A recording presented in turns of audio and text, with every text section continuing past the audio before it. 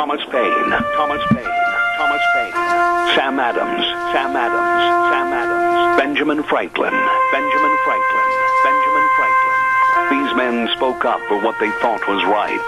From their courage came such documents as the Declaration of Independence and the Constitution of the United States. From their willingness to speak what was sometimes unpopular but right, we enjoy such liberties as freedom of speech, the right to keep and bear arms, and freedom of religion.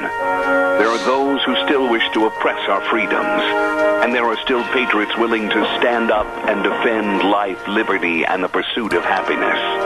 Men like Zeb Bell, who honor our founding fathers and what they stood for. It's now time for Zeb at the ranch, speaking up and defending your freedoms.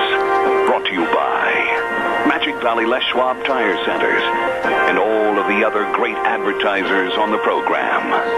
And now, Zeb Bell. We received a Christmas card from Donna and Sam Perkins, and part of the poem on the card really caught my attention. It said as follows: "It's the season of love, full to the brim, but it wouldn't exist if it weren't for him." So let's spread this message in all we do. Merry Christmas, and God bless you. Here comes Kate Smith, and God bless America. Good morning.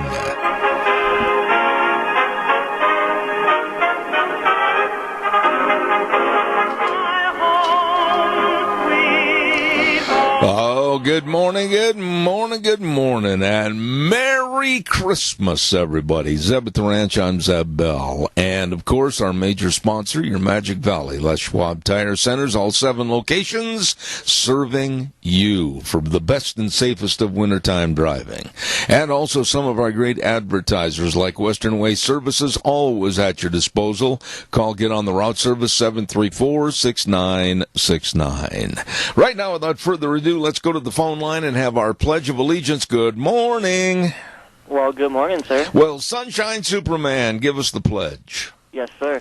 I pledge allegiance to the flag of the United States of America and to the republic for which it stands, one nation, under God, indivisible, with liberty and justice for all. You do a great job, Wheels. Congratulations. And right now, let's go to the weather forecast. And it's brought to you by Cheney Flooring and Home Design, 1228 Oakley Avenue in Burley. Look for the blue door. Oh, my goodness, 2 weeks till Christmas. You better get in there and check out all the decorations, all the home decor items, carpet and flooring, kitchen construction, whatever you need to make your house a beautiful home. Thanks to our friends Kyle and Whitney and the crew at Cheney Flooring and Home Design. Look for that blue door, and right now here's the weather forecast. Looks like it's going to be fairly nice for the next couple of days, but as we get on towards the weekend, midweek, and beyond, well, it's going to feel a little bit more like winter. Partly cloudy skies for today, slightly breezy, winds out of the southwest, right around 20 miles an hour. High of 33 for today, tonight low of 20. Tomorrow, pretty much the same, partly cloudy skies, high of 33, overnight low of 21.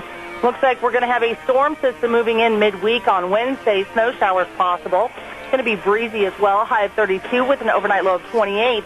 Possible rain showers for Thursday, warming up to 38 with an overnight low of 29. Then snow showers possible for Friday and a high of 29. That is your weather for Zeb at the Ranch. Oh, man, she does a great job. Gina, thank you very much on behalf of our dear friends that bring you the weather every day right here at 806. And that's Cheney Flooring and Home Design, 1228 Oakley Avenue in Burley. Look for that blue door. Man, we've got a lot to talk about. And wow, have I got some outstanding guests on the program this morning. We're going to be talking about Obama's policies, and Craig Richardson's going to be on later. Alliance Defending Freedoms talking about more of these stupid colleges trying to enforce free speech zones where you can only talk freely there. And then Eric Bleem is going to be on the program. John Horvat's going to be on the program. Wow, you've seen a lot of these people on TV. We got a great guest lineup today. Oh my, don't forget Daryl's Cleaners at 1223 Albion Avenue in Burley with Kevin and Cindy and the whole crew. Oh, you forgot to get that tablecloth out of the closet from Thanksgiving, and it's got the cranberry and turkey stains and everything. Oh, quick, you're going to have the people over for Christmas. Get it cleaned at Daryl's Cleaners, 1223 Albion Avenue in Burley. And believe me, they can clean anything, and it always comes back to you looking brand spanking new. Daryl's Cleaners in Burley, the absolute best. Let's also remind you about SafeLink Internet. And, of course, SafeLink Internet extending its hours, extending its technical support, and great people to work with over there at, of course, SafeLink Internet. I urge you to call 677-8000, 677-8000, and get with the best, get with the most reliable SafeLink Internet, 677-8000. You call them today. Wow. I hope you had a great weekend, and I know I did. And Deanne and I were busy going here and there, and this week's going to be busy. We've got a whole bunch of things to do with some of our friends and neighbors and everything. Gonna enjoy every bit of it. It's Christmas time, and Merry Christmas, everybody. However, I have one thing I want to say that this might be a cold chill to some people that were Seattle Seahawks fans. This might provide a little angst in their attitude towards me this morning. But my Packers, my Green Bay Packers that had lost 4 in a row and looked like they were on total destruction mode, have now won the last 3 games in a row, and they defeated the Seattle Seahawks soundly yesterday by a score of 38-10. And I know a very good friend right now that is probably listening to this broadcast, and he's kind of tucking his chin a little bit because, well, you still are ahead. I only owe you now, 37 dinners? It's down from 38. Anyway, my Packers looked pretty darn good yesterday. Calls are welcome, 436-2244, 1-866-927-4587. Don't forget Ramsey Heating and Electric. Warm winters, cool summers. Whoa, man, it's going to get chilly again this week. And they're calling for what I think is absolutely abysmal weather, rain, and then turning to snow, and that means a lot of ice. Oh, it's going to get cold. So anyway, call Ramsey Heating and Electric. Make sure you've got your furnace filters. And for all your heating and electrical needs, they are there to serve you. From 7:30 in the morning till 5, Monday through Friday, 2600 Overland Avenue in Burley. Ramsey Heating and Electric, my dear, dear friends. Well, you know where we're going to be on Thursday. And you know where you should be on Thursday, and that's over to Denny's Restaurant, America's Diner, for our old-fashioned Christmas party at Denny's. And we're going to be broadcasting there live and direct from 8:06 to 11. We're going to have some wonderful, wonderful singers from Oakley High School. We're going to have door prizes. We're going to have an ugly sweater contest. This was Deanne's idea, and I think it's a great idea. Wear the ugliest sweater you can find for Christmas into Denny's on Thursday morning. And we're going to have 2 sets of prizes. 1 prize for the men, 1 prize for the ladies, and we're going to have some other prize giveaways. And that's at Denny's Restaurant for the great big old-fashioned Christmas party at Denny's Restaurant this Thursday at 611 Overland in Burley. Great food all the time at America's Diner. It is good. Well, okay, it's your turn. Give me a call. 436-2244, 1-866-927-4587. I've been listening to some of the Democrats on television and radio spewing, I love that word, spewing the worst about some of Trump's cabinet picks, including very possibly this morning the pick of Rex Tillerson. We're going to be hearing an official on that. He is currently the CEO of Exxon, and he has been given the nod, it looks like, by Trump to take over the position of Secretary of State. Oh, the Democrats are all acting like they've got rabies. I mean, they're foaming at the mouth, and they're wild-eyed, and they're sweating, and just ripping their hair out in clumps. And I saw Jamu Green. You know who she is. She's a black lady that absolutely is so far to the left. And she was beside herself with these cabinet picks. She couldn't believe it. For some silly reason, this woman, Jamu Green, thinks that Trump and all the people on the right in the GOP should go through her to get verification, clarification, and okay on these picks. Where is she coming from? And then, supposedly, this really nailed the board to the wall. Jennifer Rubin, this woman, she writes editorials for various newspapers, and I just absolutely, I enjoy getting mad every time I read her garbage. And most of her articles are pro-liberal gibberish. That's the best way to describe the way she writes. It's gibberish. You try to find the point of her story, and you get lost. I mean, she's just gibberish. But she called, and this is what really gets me, she called the cabinet picks that Trump has so far appointed all billionaires and ignoramuses. Those are her words. They are all billionaires and ignoramuses. Well, okay. Personally, I'll come right out. I guess I'm also an ignoramus, according to Jennifer Rubin and the Democrats. I like all the picks that Trump has picked for the cabinet, with the exception of maybe one or two. But we'll see how it pans out. And Trump has picked successful people. I mean, what do you want to do? Go down on the street in New York and pick up a bunch of derelicts, or in Washington, D.C., and say, well, we're going to give you an opportunity to run the secretary of this, that, and the other. No, you want successful people that know how to make a living, know how to create jobs. Those are the people you want in these positions. You don't want a bunch of nincompoops that can't even sign their name on a check because they've never done it before. And I'm glad for the people that he's selected. Calls are welcome. 436-2244, 1-866-927-4587. By the way, we've been playing phone tag. Whether it's Nick or whether it's Leanne or whomever over at Burley Physical Therapy, and then I call back, we're not having a good time catching each other, and boy, I got to get a hold of them.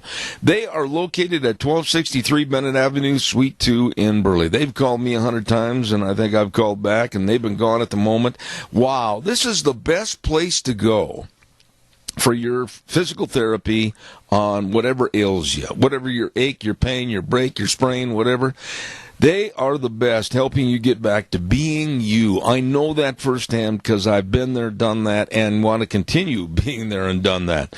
Nick Greenwell heads up the physical therapists and all the great folks at Burley Physical Therapy and Rehabilitation, 1263 Bennett Avenue, Suite 2 in Burley. The number to call, 678-1191. Call them today. I can't imagine why I'm not getting the calls this morning. All you folks sleep in. This is the first time we've gone this long without a call. I think Wheels probably turned off the phone switch, and he's taking a nap over there or something. Berry Equipment and Rental. 3 locations to serve you. South Lincoln and Jerome, Addison Avenue West in Twin Falls, and 159 West Highway 30 in Burley. Now you know the locations, and you know they have all the equipment to get the job done right. Best of equipment rentals, the best of retail equipment sales. I mean, all you have to do is just go in and check out the used rental Bobcat equipment that they're going to sell now at 0% interest on 48 months. Ooh, wow, 0% interest? Berry Equipment and Rental. Jerome, Twin Falls, 159 West Highway 30 in Burley. You get a hold of those good folks today. All right, come on, wake-up call. Give me a jingle on the landline. Did you hear about the restaurant in Florida that is under attack by one person? One person.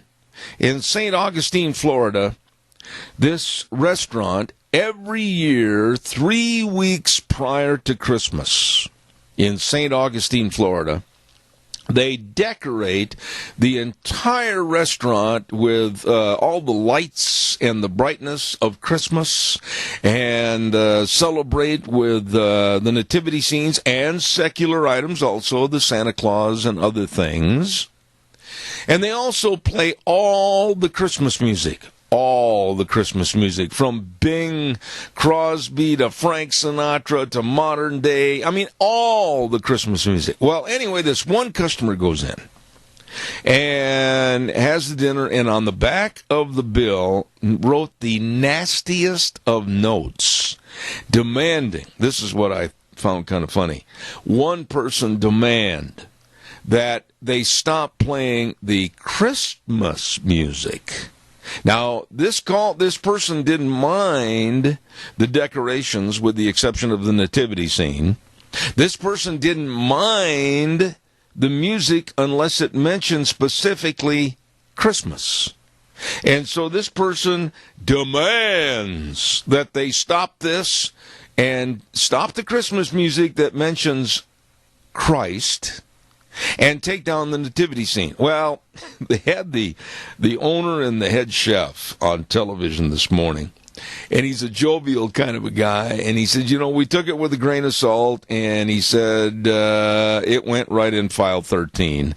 He said, nobody is going to demand that I stop celebrating Christmas. Nobody, and he's a Christian, he said, nobody's going to come to me and tell me that with the majority of my people that come here to this restaurant, and their business has skyrocketed since the word got out that one person made a demand to stop the Christmas attitude. He said we can't hardly keep the doors to the point from falling off. People are coming in so heavy, and they're supporting him and others that are supportive of the Christmas season. Why do we cater to these people that make demands? You must stop putting up that nativity scene. Why, you must stop Noel. You must stop Hark the Herald Angels Sing. You can't sing that. Well, yes, you can. And yes, we will. Crawl back under your little rock and take some Cheetos or Fritos with you and just nibble underneath in that little cave that you have. It's Christmas time, and we're going to celebrate it. If you don't like it, I really feel sorry. You're missing out on something. Calls welcome, 436-2244, 1-866-927-4587. Sending you Christmas wishes. Magic Valley Carpet at 613 D Street in Rupert. Oh, these are great folks. Really nice people over there at Magic Valley Carpet. And company's coming. You better check your carpet. Oh, my goodness, the threads are starting to come through and everything. Well, they've got time to help you out. And they've got great people that can put it into Magic Valley Carpet, 613 D Street in Rupert, wishing you Merry Christmas. And our friends and your friends that have really done a great job serving you, Senator Kelly Anthon, Representative Scott Bedke, and Representative Fred Wood would like to wish all their constituents a very Merry Christmas and a Happy New Year, and they thank everybody for their support. Redder Showcase, 2611 Overland in Burley, with the best in furniture. Oh my goodness, they've always got low prices over there at Redder's, and you be sure and stop in and see them today. Save big and get up to 12 months, same as cash, on approved credit. There you go at Redder's, 2611 Overland Avenue in Burley. Wishing you a very Merry Christmas. Wow, I think a lot of people, they must have turned their alarm clocks off. They're not getting up and calling this morning.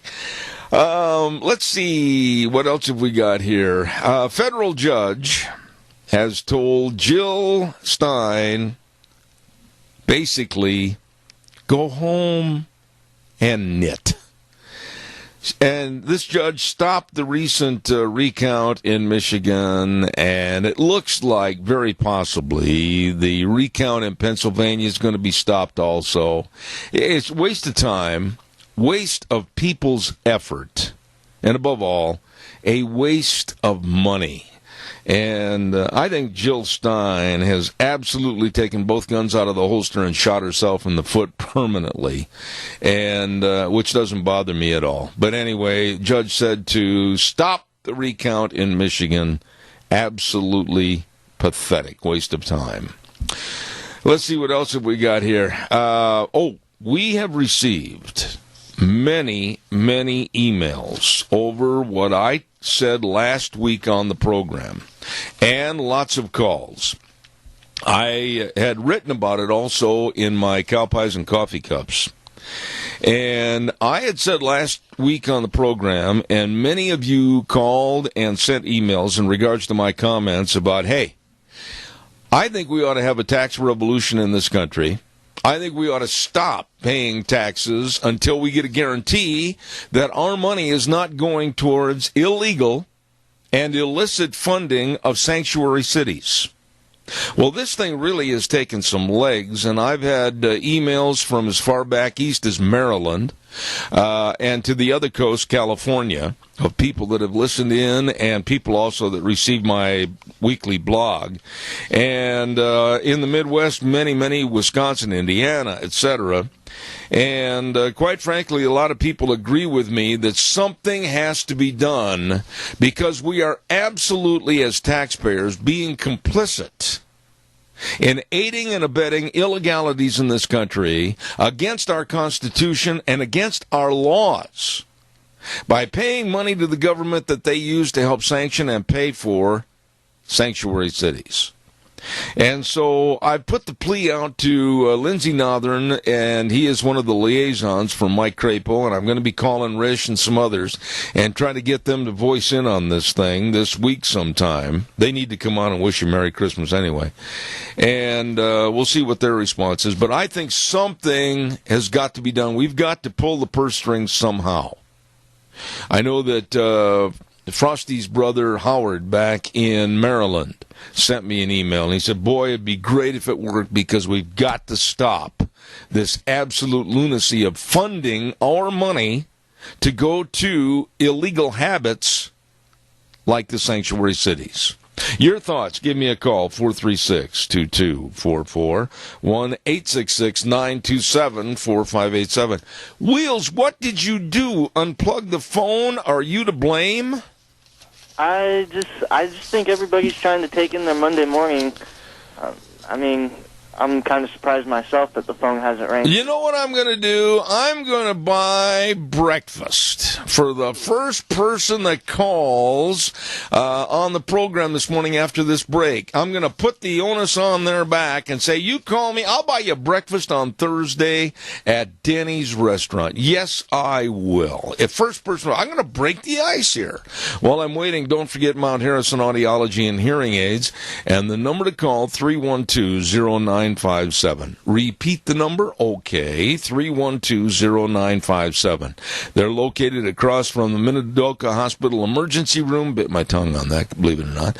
And Dr. Christine Pickup would love to serve you for better hearing. She knows all about sound, absolutely everything, and she is so good.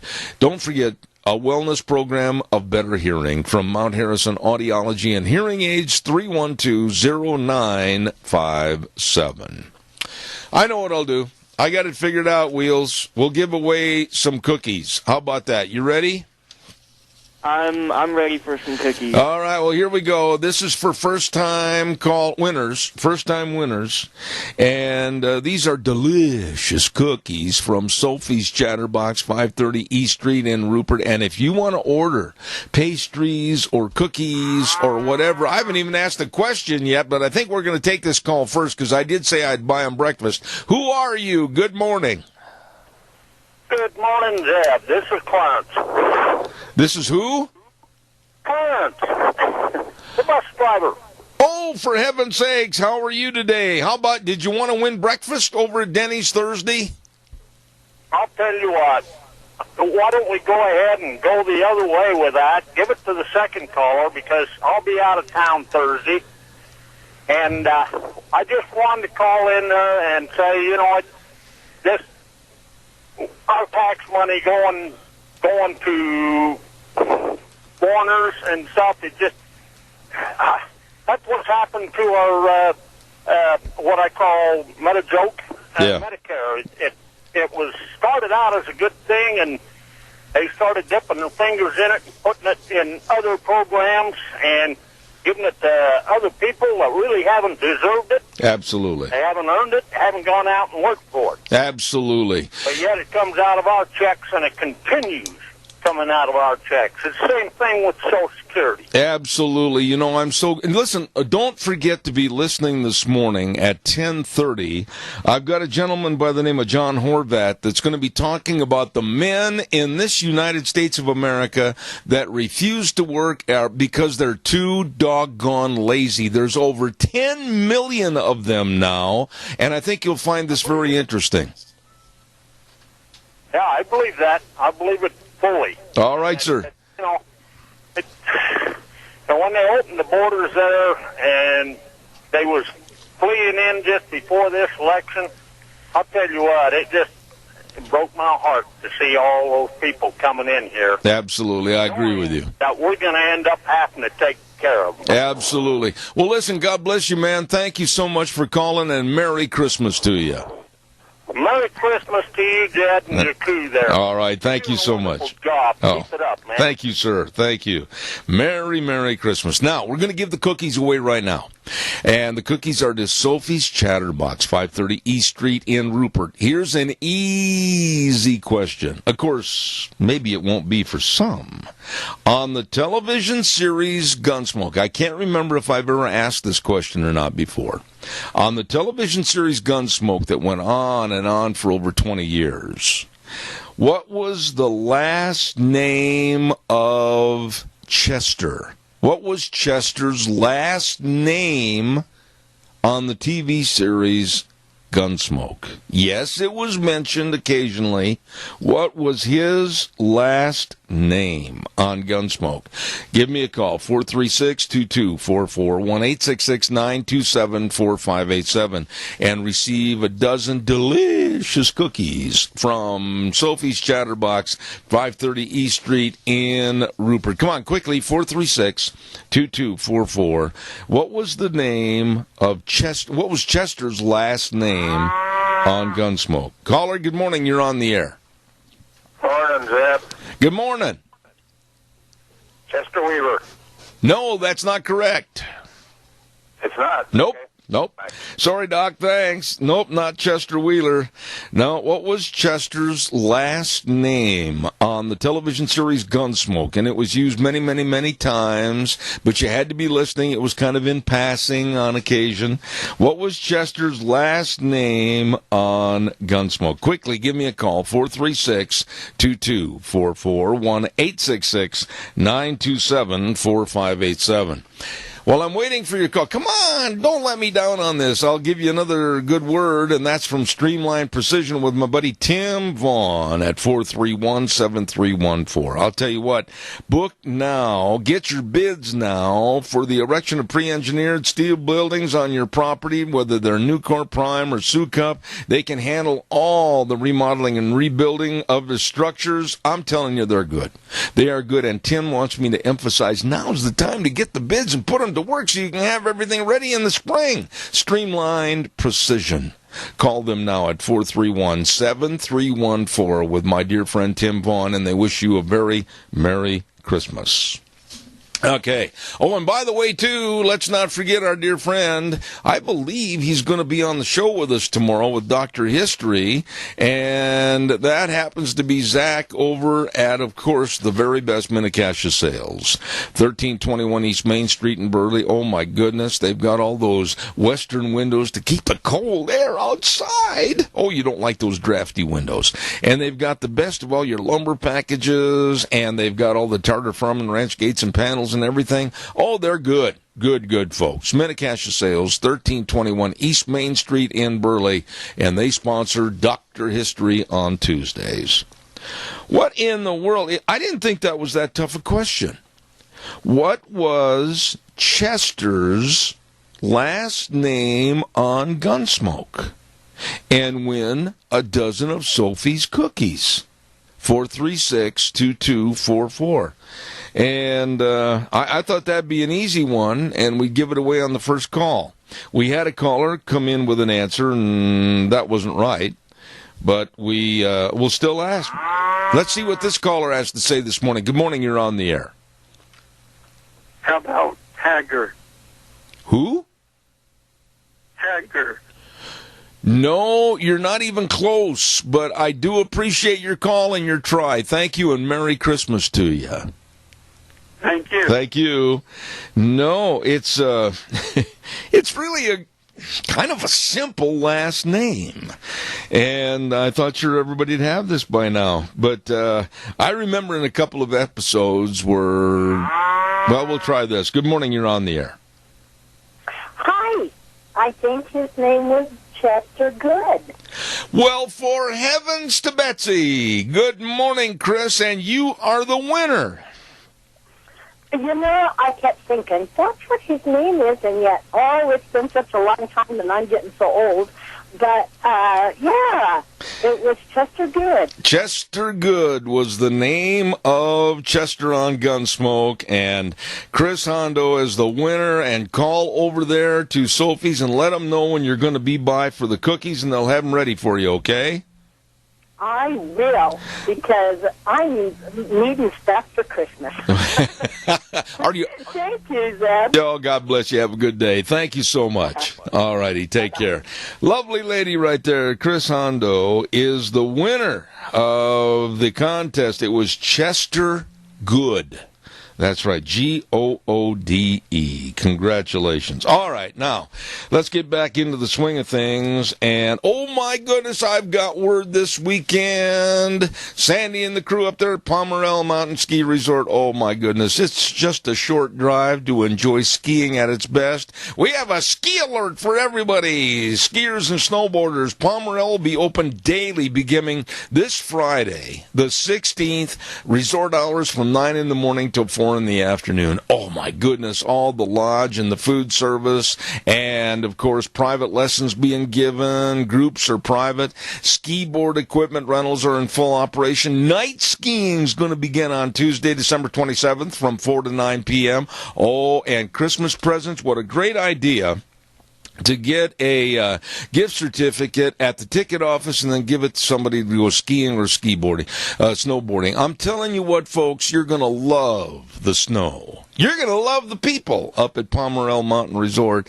And attention all skiers, it's time to hit the slopes at Pomerelle. Absolutely. All right, calls are welcome. 436-2244, 1-866-927-4587. This story just is so repugnant to me that a group called the Ohio State University Coalition for Black Liberation.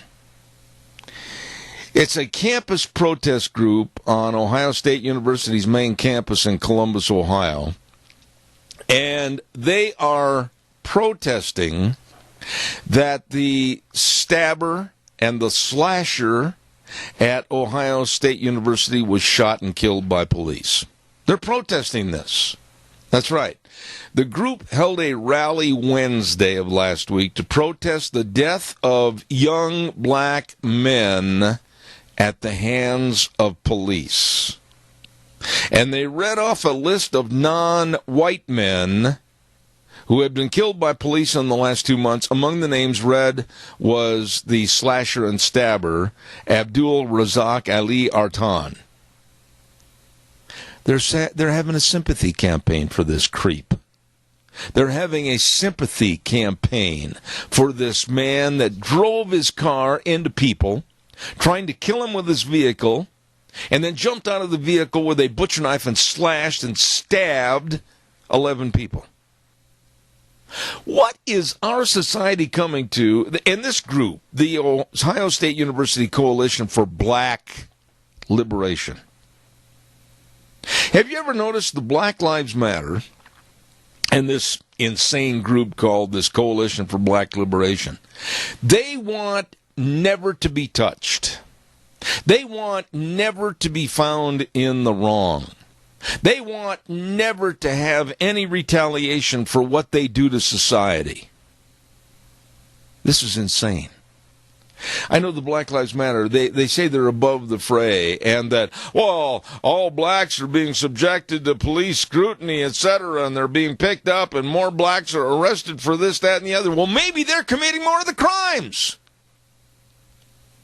which is factual. And then to sit there and say, and have a gathering and protest the killing of this man by this policeman is absolutely insanity. Good morning, caller. You're on the air. Well, unfortunately, the laws only apply to certain people, as we found out with Hillary and Bill. There's other laws for other people, and apparently that's what the Black Lives Matter. But, I mean, for them to defend this radical jihadist Islamic Muslim who had the knife and was trying to slash people with that. Apparently, he claims he's ISIS associated with it. I mean, we're going to have these kind of attacks just continue, and hopefully when Trump gets in there, he's going to stop bringing in these Muslims until we can figure out exactly who's here, because it's really dangerous for us to be naive about bringing these people in here, some of which, well, are already here. They're being radicalized. Yeah, but let me ask you one short question. I've got a whole line of calls, Adrian, but I want you to answer this shortly.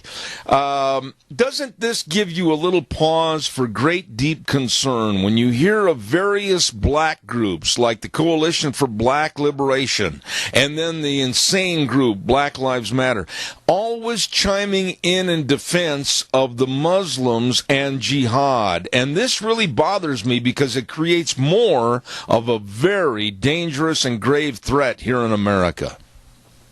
Oh, absolutely. I mean, we know that there's a lot of radical money behind it. George Soros is putting this in here. They want to create more of a division in this country, bringing about basically a civil war, and that way they can bring in martial law. And I guarantee you, if Hillary had been elected, that would have really escalated. I agree. It's bad enough now, but, we need to abide by the rules and the laws. We don't need new immigration laws. We just need to enforce the ones. Most people don't realize we never had any immigration into this country from the 20s until in about 1960. I think almost 40 years we had zero immigration in this country. And the country basically really prospered. Everybody was working. Yep. Now we got jillions on welfare and food stamps and so forth because Yep. every one of these visa workers, illegal aliens, these other people coming in here, I mean, they just put them on welfare or they get them a good job, they furnish them a home and a car. It's just unbelievable. And when they get a majority like they have in Flint, Michigan, or Irving, Texas, then they start bringing in their Sharia law, and that'll happen right here in Magic Valley. And if we continue bringing hundreds of these Muslims into this area. I agree with you. I got to run. I got to do a weather forecast, but I want to say thank you for your call and the excellent points. At 10:30 this morning, be listening. The man that I have on, John Horvat's going to address just exactly what you talked about. Thanks, Adrian. God bless, man. Thanks. Merry Christmas.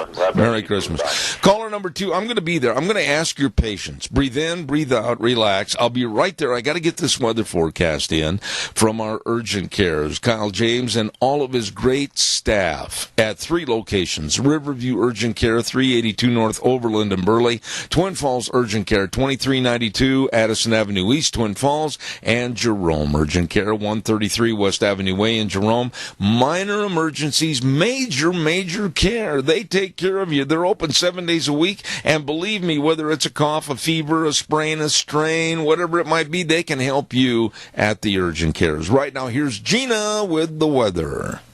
Looks like it's going to be fairly nice for the next couple of days, but as we get on towards the weekend, midweek and beyond, well, it's going to feel a little bit more like winter. Partly cloudy skies for today, slightly breezy, winds out of the southwest, right around 20 miles an hour. High of 33 for today. Tonight, low of 20. Tomorrow, pretty much the same. Partly cloudy skies, high of 33. Overnight, low of 21. Looks like we're going to have a storm system moving in midweek on Wednesday. Snow showers possible. It's going to be breezy as well. High of 32 with an overnight low of 28. Possible rain showers for Thursday, warming up to 38 with an overnight low of 29. Then snow showers possible for Friday and a high of 29. That is your weather for Zebeth Duran. Excellent job, Gina, as always. Riverview Urgent Care in Burley, Twin Falls Urgent Care, Twin Falls, Jerome Urgent Care, and Jerome, wishing you a Merry Christmas. Minor emergencies, major care. Caller, thank you for your patience. Go ahead, please. Well, I was going to comment on the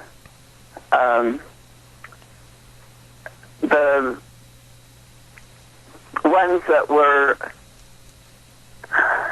from Ohio State. Yes. Were,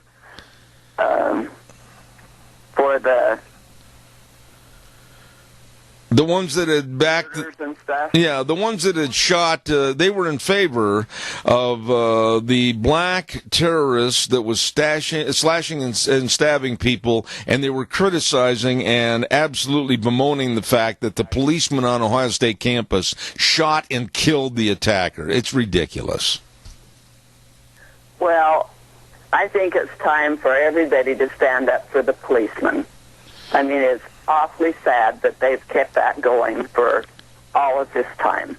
Absolutely. It's fine to kill policemen. And, and Lorna, just very unfortunately, over the weekend, 2 more policemen were shot down in Georgia. Last week, 2 others were killed. I mean, this is an open season, it seems like. The crazy, violent left is acting on in shooting at our policemen and our officers. It's absolutely insane, and it's got to stop. It has. It's got to stop. It's just, maybe that's the way to destroy anything about the law. Yeah. Well, I think Adrian summed it. Any of the protection that the people might have. Yeah. Well, I'll guarantee you one thing. On this program. We are going to keep bringing the stories out in support of our police, and I certainly commend all of our police actions here in Magic Valley. But, nobody's immune to having these potential problems. There are crazies there's crazies all over the United States, and I hope they're not here in Magic Valley, but you know as well as I do, they could be anywhere. Me too. All right. God bless you. Merry Christmas. See you Thursday. Yes. Did you give away your breakfast yet? No, but I'm going to give it to you because you are the caller. I think I'm going to just give it to you because you're such a sweet lady.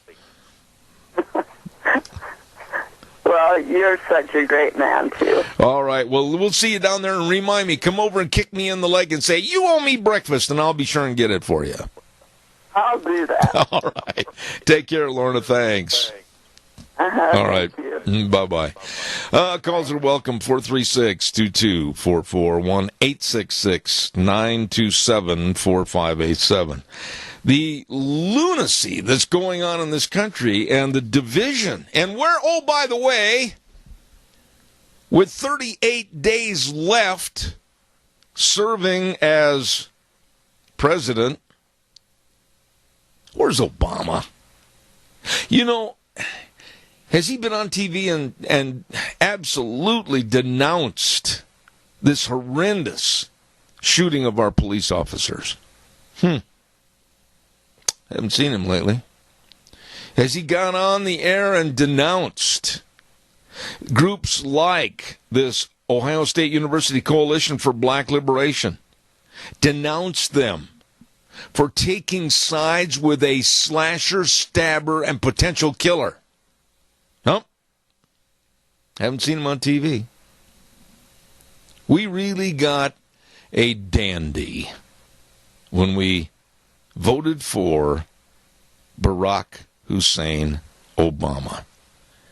And I just don't trust the man at all. With 38 days left, that he's not going to do something so horrendous and so heinous that my absolute hatred for his policies, I'm afraid it's going to grow to uncountable measures. I don't trust him. Don't forget Bedke Treasure Barn. Holy smokes, these are nice people. Daryl and the crew over at Bedke Treasure Barn, and they're open Tuesdays through Saturday. Go shopping tomorrow. You're going to love it. From 10 to 5. And they're located at 1558 Normal Avenue on the corner of 16th and Normal in Burley. Great inventory. And, by the way, a very unique inventory. I'm telling you, they've got everything over there. I mean, they've got collectible toys. If you're into that kind of thing, they've got a lot of the collectibles that are probably worth a lot of money. So stop in and see Daryl and the crew, or give them a call at 878-2015. Bedke Treasure Barn, located at 1558 Normal Avenue in Burley. And another good old boy. He's got the headline, Good Old Boy, is Doug Martin. I haven't heard from Doug this morning. I'm kind of concerned that maybe the alarm didn't go off. Doug's Alternator and Starter Repair at 635 21st Street, which is on Alfresco Road in Heyburn, wishes you a very Merry Christmas. And he thanks everybody for their business this past year. He specializes in starters, alternators, and generators. He can rebuild them or sell you brand new. Open 8 to 5 Monday through Friday. Doug's Alternator and Starter Repair on Alfresco Road in Heyburn. Merry Christmas. All right, your turn. Give me a call, 436-2244, 1-866-927-4587. Once again, we are going to be over, while I'm waiting for your calls. Come on, give me a jingle. We're going to be over at Denny's Restaurant this Thursday from 8 to 11, and it's an old-fashioned Christmas at Denny's Restaurant. And we're going to be over there broadcasting live and direct, and we're going to have, thanks to Debbie Critchfield, she did a wonderful job lining this up for us, we're going to have the Oakley Choir carolers coming in and singing Christmas carols through the whole program. It's going to be phenomenal. And we're looking forward to it. We're going to have a lot of great food, great prizes, and by the way, we're going to have an ugly Christmas sweater contest, men's division and ladies division. Ugly. I'm going to go buy an ugly Christmas sweater just so I can be a part of it. And everybody try to be there at the Christmas the way it ought to be and should be at Denny's Restaurant, America's Diner, this Thursday from 8:06 to 11. Okay, got you covered. All right, give me a call, 436-2244, 1-866-927-4587. You know, lately the Democrats have been coming out on television, Chuck Schumer, the nitwit Harry Reid, and also Hillary, so humble and so quietly saying that fake news is a danger to the public, and she's urging government action. What does that tell you right there? When the Democrats, Schumer and Reid and Hillary and the others, urge government action to curb stop fake news. Well, what it tells me, and I looked at this thing very objectively, who is going to be the censor? Who is going to discern, well, that news story, maybe we'll hold this for now. We won't let that. I mean, we're talking about a Venezuela. We're talking about a Germany in World War II. We're talking about all the curbing of free speech, free news, news as censored only. I don't want some guy sitting in a dark room on a stool with the only light coming in the office room from a window, sitting there, well, we'll censor this one, we'll let him hear this one, we'll censor that, we'll censor that. No. It's fairly easy to discern what is fake and what is not. As I told you earlier on a program last week, I go through everything at least 3 to 4 sources and make sure that the stories we put on the air are simply legit. That's absolutely the truth. And I don't need someone like Hillary Clinton, someone like Harry Reid or Chuck Schumer or the likes of any of those deciding for me what I will put on my program. That ain't going to happen. Don't forget your Magic Valley Les Schwab Tire Centers. And, boy, we're going to have a little bit of a respite here for the next couple of days before the next storm is supposed to come in. And it's supposed to get really cold, too. So make sure you've got your snow and your ice tires, your traction tires, and all 7 locations of your Magic Valley Les Schwab Tire Centers can and will help you. I mean, they've got the best of tires. They've got the best of all those tires for your cars, pickups, SUVs, whatever. And they know tires. Let me tell you, and they've got all the tire chains, and they've got the best of batteries. I mean, when you turn that key, you're going to hear vroom, vroom, vroom, instead of a dunk, dunk. Well, listen, you be sure and stop in and see Lane and Rupert, Dave on Blue Lakes and Twin, Mike and Buell, Mike and Jerome, the Twist family in Paul, and, of course, Daniel on Pole Line in Twin Falls, Randy on Overland and Burley. The best. Your Magic Valley Les Schwab Tire Centers. Caller, I've only got 30 seconds, and then I'll have to cut you off. Good morning. You're on the air. Hey, Merry Christmas, Dad. Hey, I just wanted to say, thank God we don't have to worry about Hillary being in a position to censor anymore. Yeah, but there's others that are picking up the flag and running with it. And Merry Christmas to you, sir. I've got to run. Thank you. Okay, you have a Merry Christmas. All right, sir. Thank you very much. Appreciate that call. Right now, let's go to the news from CBS. Wheels is going to take us up there. We'll be back in about 7 minutes. Into the elected office, the very people he works with at the EPA. He's got a very robust, as Al Gore does, a robust green energy portfolio. He's helping steer grants towards companies that, a lot of whom these solar companies have gone out of business. So, he's basically using the political process, using the executive branch as a way to push this green energy because he's already invested heavily in it. He's making a lot of money off it. Are you optimistic, Craig? You have all the facts and figures going across your desk, more so than I and other people. But are you optimistic that maybe we can develop an energy program in this country that's comprehensive, but yet is going to do the best to help a progressive growth of business and yet keep the environment safe? Yeah, absolutely. And I think the number one way you do that is you take it out of the hands of Washington bureaucrats, out of the hands of people that are unelected, out of the hands where it's easily manipulated by the likes of Tom Steyer and the Rockefellers, and you put it in the hands. We have 50 state EPAs essentially across the board. That was the whole design of the program, was to have the states have their own DEQs or whatever you call it, and the EPA was supposedly more of an advisory role. And we have Clean Air Act and the Clean Water Act, and they're very clear about what they require, and we've been following that really since the 1970s when we used to have lakes on fire, et cetera. So we've done a very good job with clean air and clean water.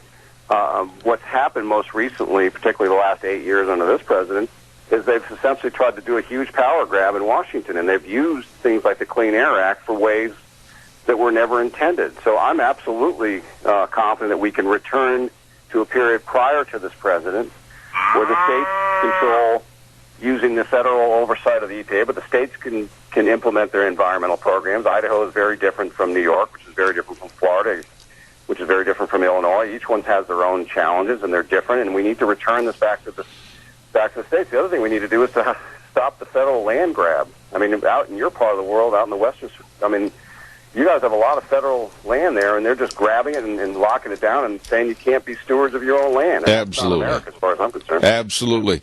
Craig, we got time for one more quick call. Caller, and it's got to be quick. Go ahead, please. Yeah, I'm of the opinion that if you want to protect the environment, the best thing to do is put it in the hands of people who rely on the environment, like the farmers, ranchers, people who rely on the forest and all that. All right. You know what I'm saying. We'll have Craig. Absolutely. I think that don't think you could have said that any better.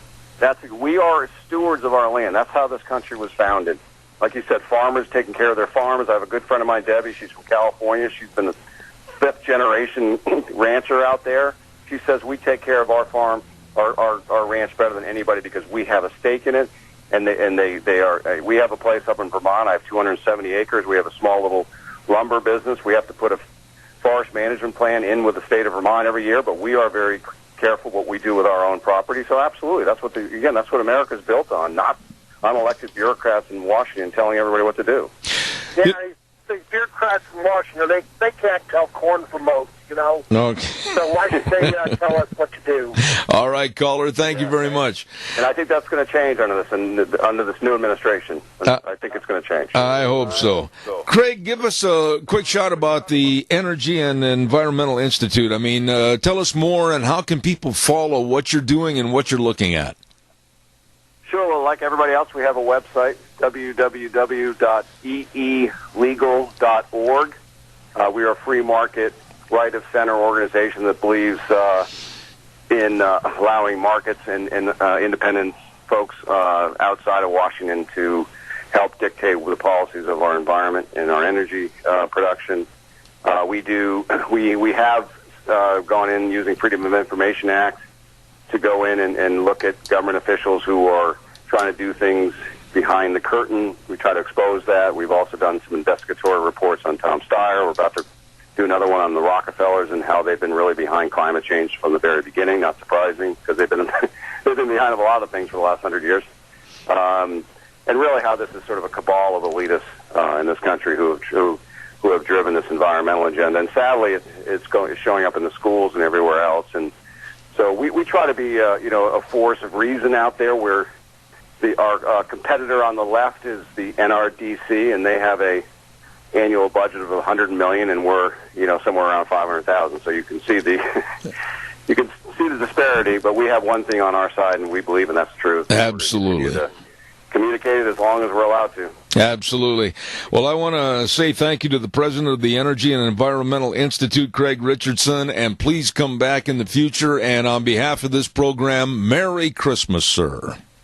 Well, Merry Christmas to you and all your listeners, and thanks so much for having me. You bet, sir. Thank you very much. Very interesting gentlemen, and we wish them continued success. Craig Richardson with the Institute of Energy and Environmental Institute back in Washington, D.C.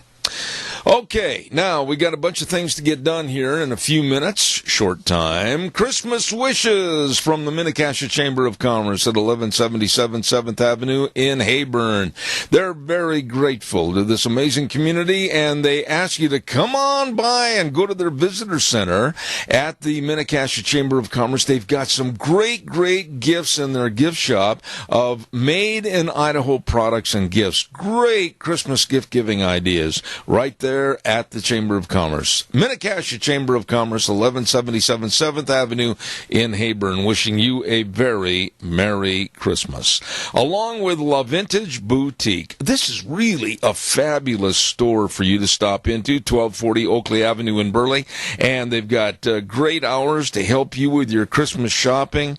Awesome Christmas ideas, many one-of-a-kind gifts, and they can also personalize those gifts too. The place to shop for Christmas. Nice people at La Vintage Boutique, 1240 Oakley Avenue in Burley, wishing you a very Merry Christmas. Along with our dear friends, and that is, of course, Dot Foods, 1541 West 27th Street in Burley, and, of course, they are the nation's largest food industry redistributor. Really great people, great employees, and all of them wish you a very Merry Christmas from Dot Foods in Burley. Oh my, we've got a lot more to tell you about here in just a minute, and we want to also remind you about our dear friends over at Hanson Mortuary. They're located at 710 6th Street in Rupert, 436-5636, the number to call. You know, I've said this many times on the program, when there's the passing of a loved one, everything just goes into a tailspin. You don't know what needs to be done in such a short period of time. Well, Joel Heward, the manager, his family, and staff can certainly help you always with the highest ethical standards with unquestioned integrity. Remember, please, the number, 436-5636. Hanson Mortuary, serving you and your family at 710 6th Street in Rupert. 436-5636. Well, in just a moment, we're going to go to the Alliance Defending Freedom, and we've got some absolutely interesting stories with them this morning, so stay tuned. I'll be there in just a moment. Don't forget to Cameron and Siemens Insurance, Highway 24 in Rupert. Life insurance, health insurance, retirement planning, employee benefits, many of the items that we put on the back burner and say, well, we'll get to it next week, or we'll get to it next month. No, no, no, no, no. You take care of it now. Absolutely call them for an appointment at 436-4424. They are dedicated and responsive to your needs. Cameron and Siemens Insurance, Highway 24 in Rupert, okay? And some other good folks that are over there on Highway 24, and that's Let's Ride. Oh, boy, this is where the fun is sold. Yeah, buddy, you want a brand new snow machine? They've got them over there. What a great selection at Let's Ride. 270 Highway 24 between Rupert and the World, and they're open Monday through Friday, 9 to 6, Saturdays, 9 to 5. And along with all the snowmobiles, they've got all the accessories. I mean, all the great Christmas accessories for gift giving, and they've got a super service department ready to help you. All of this and more at Let's Ride, 270 Highway 24 in Rupert. Yep, where the fun is sold. Let's go to the phone line right now, and with us on the program this morning, we are lucky to have attorney Tyson Langhofer. Good morning, Tyson. How are you? Good morning, Zeb. I'm doing fantastic. How are you? Where are you calling from, Tyson? I'm calling from Scottsdale, Arizona. Shame on you. I would imagine that right now it's probably a balmy 70-plus degrees and sunshine, and it ain't like that up here, Tyson, old friend. Yeah, I don't think we need any snow machines down here. Oh, my goodness. Tyson, I'm so glad to have you on the program this morning, and I'm very blessed to have many, many of the attorneys with the Alliance Defending Freedom on my show.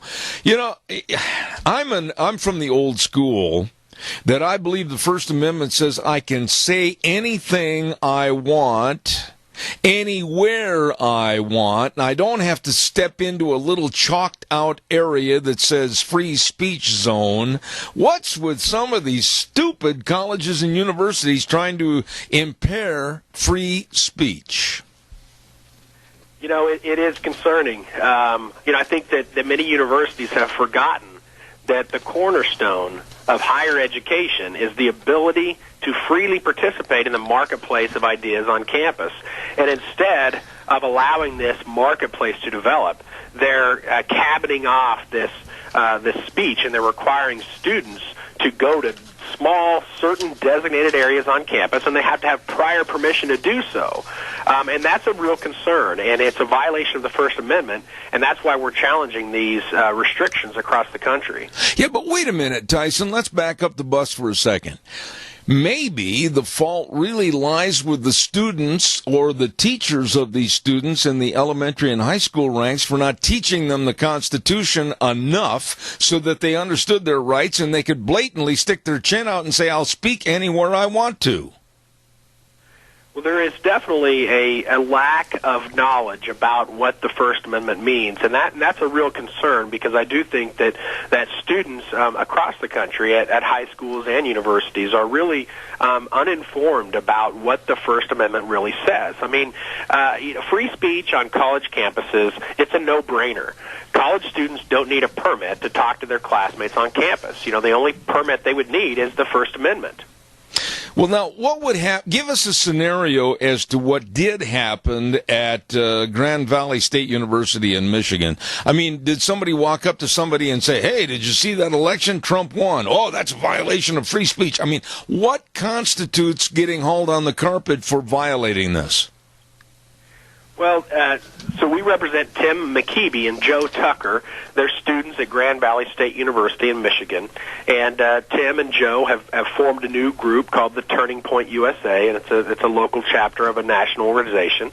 And it focuses on talking to students about their constitutional rights. And so Tim and Joe wanted to do that, and they had what's called a free speech ball. And they had a big beach ball with markers, and they wanted to go around and talk to students about their First Amendment rights and then encourage them to write their own message on this free speech ball.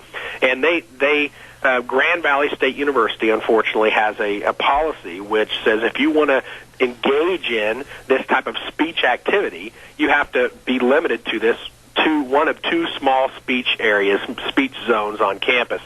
And this is a 1,322-acre campus, so it's a very large campus.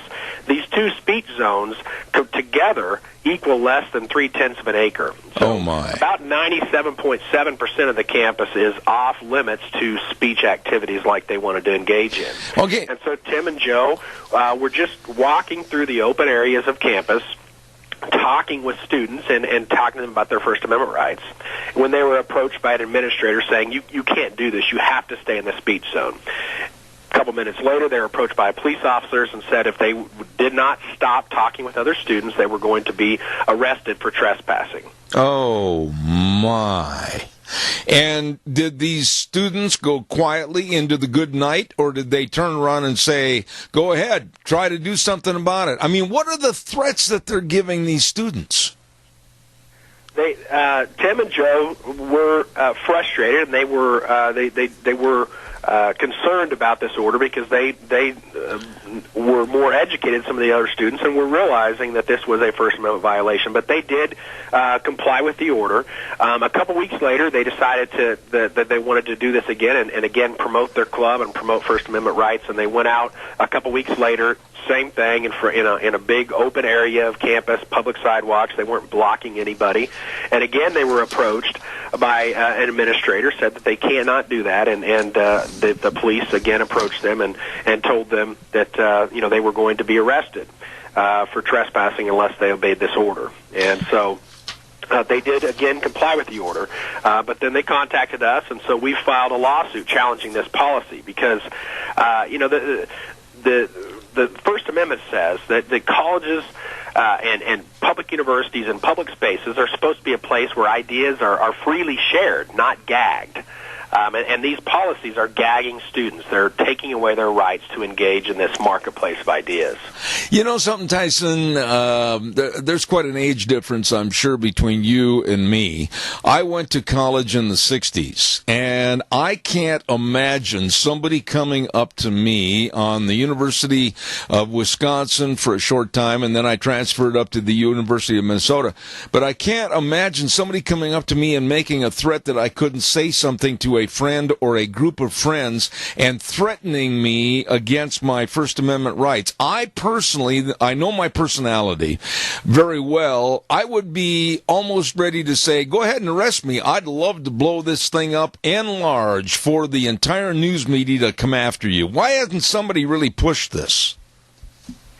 Well, there are some. We actually are representing another couple of students who actually were arrested and will be filing a lawsuit on behalf of them fairly shortly. And so there are some students that stand up and say, no, this is my right, and you need to take whatever action you think you need to take, but I will be challenging this. And so there are some students that do that, but there are, others, thankfully, that know their rights, and they'll contact us, and we will challenge these policies across the country because, unfortunately, what public colleges don't understand is when they stifle that kind of speech, they not only violate the First Amendment, but they're really violating a core purpose behind their own existence, which is to educate students and to expose them to various ideas so they can gain a true education. I'm sitting here, and in my mind's eye, Tyson, I've got a picture of some students walking down a tree-lined sidewalk, and in the tree are these people with dark-rimmed glasses and little tape recorders and sound devices that are recording all of our speeches, all of our verbiage, and then, of course, calling us or coming to our homes and arresting us for violating free speech zones. What kind of nuts activity is going on in this country? This is unbelievable. Well, it really is, and one of the real concerns that we see is that with these policies is they're not enforced. They're enforced based upon viewpoints. And for example, in Grand Valley State, one of my clients, shortly after they were asked for the second time to stop engaging in these activities, there was an anti-Trump rally involving many students that were shouting, chanting, and had signs, and they walked directly in front of the Student Services Building, which is where my clients were stopped. They milled around in that area and then went inside the building, and again, chanting, signs, many students, Yet not at any time during this time did my client view a police officer or any administrator come out and tell those students that they were outside of the speech zone and had to stop their activities. So, again, this policy grants administrators the right to say, your speech is okay outside the speech zone, but your speech is not.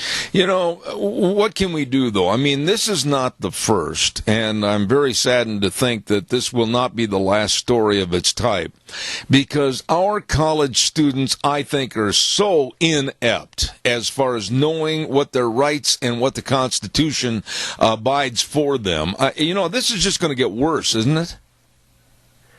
Well, I hope that it will not. I hope that we as citizens will begin to educate ourselves. I think we as parents have a duty to educate our children about what their rights are. I think we as parents have a duty to go into the schools and to try to make sure that the curriculum is educating them as to their rights. And I think that we as parents have a duty, and as students on these universities, to say, no, this is not okay. These policies are not okay. And so I think if you're a student at a public university, I think your duty is to educate yourself and then to challenge a policy that takes away these rights. But I think that we as citizens have to stand up and say, these policies are not okay, and when we run across one, we're going to challenge it, and we're not going to allow the government to take away these rights. You know, we see and hear the idiocy and incompetency of Hampshire College back in Massachusetts taking down and burning our American flag. And then we hear stories about how our free speech is being taken away. I, as a 69-year-old talk show host, I'm getting very bitter, Tyson. As a matter of fact, I'm getting doggone mad that our rights are being diminished by a group of few that want to dismantle the integrity of our Constitution. That's true, and I think that what we need to do as citizens is to channel that anger, that unrest, that dissatisfaction into action, and we do it through, again, taking educating ourselves and then taking action to challenge policies or to challenge regulations that to take away these rights. Because even and we also need to understand that these the First Amendment protects speech that we dislike also. And so we have to take up and stand up for even speech that we don't agree with. Because if they can suppress the other's speech, then they can suppress our speech. Absolutely. We have a caller with a question. Go ahead, caller. You're on the air. Quickly, go ahead. Yes, most people do not realize that the Constitution chains the arms of the government for what they can. And we look at the Constitution always as giving us the rights to do what we want to do. That's what the kids need to be taught. All right, sir. Respond to that, Tyson, please. Well, that's absolutely right. I mean, that's what the First Amendment was designed to do. It was designed to say the government cannot take away your right, that we as citizens, we as human beings have the inalienable right, the right that cannot be taken away, that it's a right that's not given by the government. It, in fact, restricts the government from taking away that right. And one of those inalienable rights is the right to free speech. Right. And that applies on public college campuses just like it applies on public streets, in public parks, and other areas. And so this is a restraint on the government, and it is an acknowledgement of the natural right that we as humans have to speak our minds and not to be suppressed by a government that doesn't like what we say. You know, Tyson, one final thought here. I know here in the state of Idaho, at Boise State University about a year ago, they had the same kind of a problem, trying to limit people into free speech zones only. You would think that some of these administrators, whether it's in Massachusetts, whether it's in Florida, or whether it's in Michigan or even Idaho, you think they'd finally get the message that maybe they don't know what they're talking about when they try to impose this as a infringement on our First Amendment, but they don't seem to get the memo.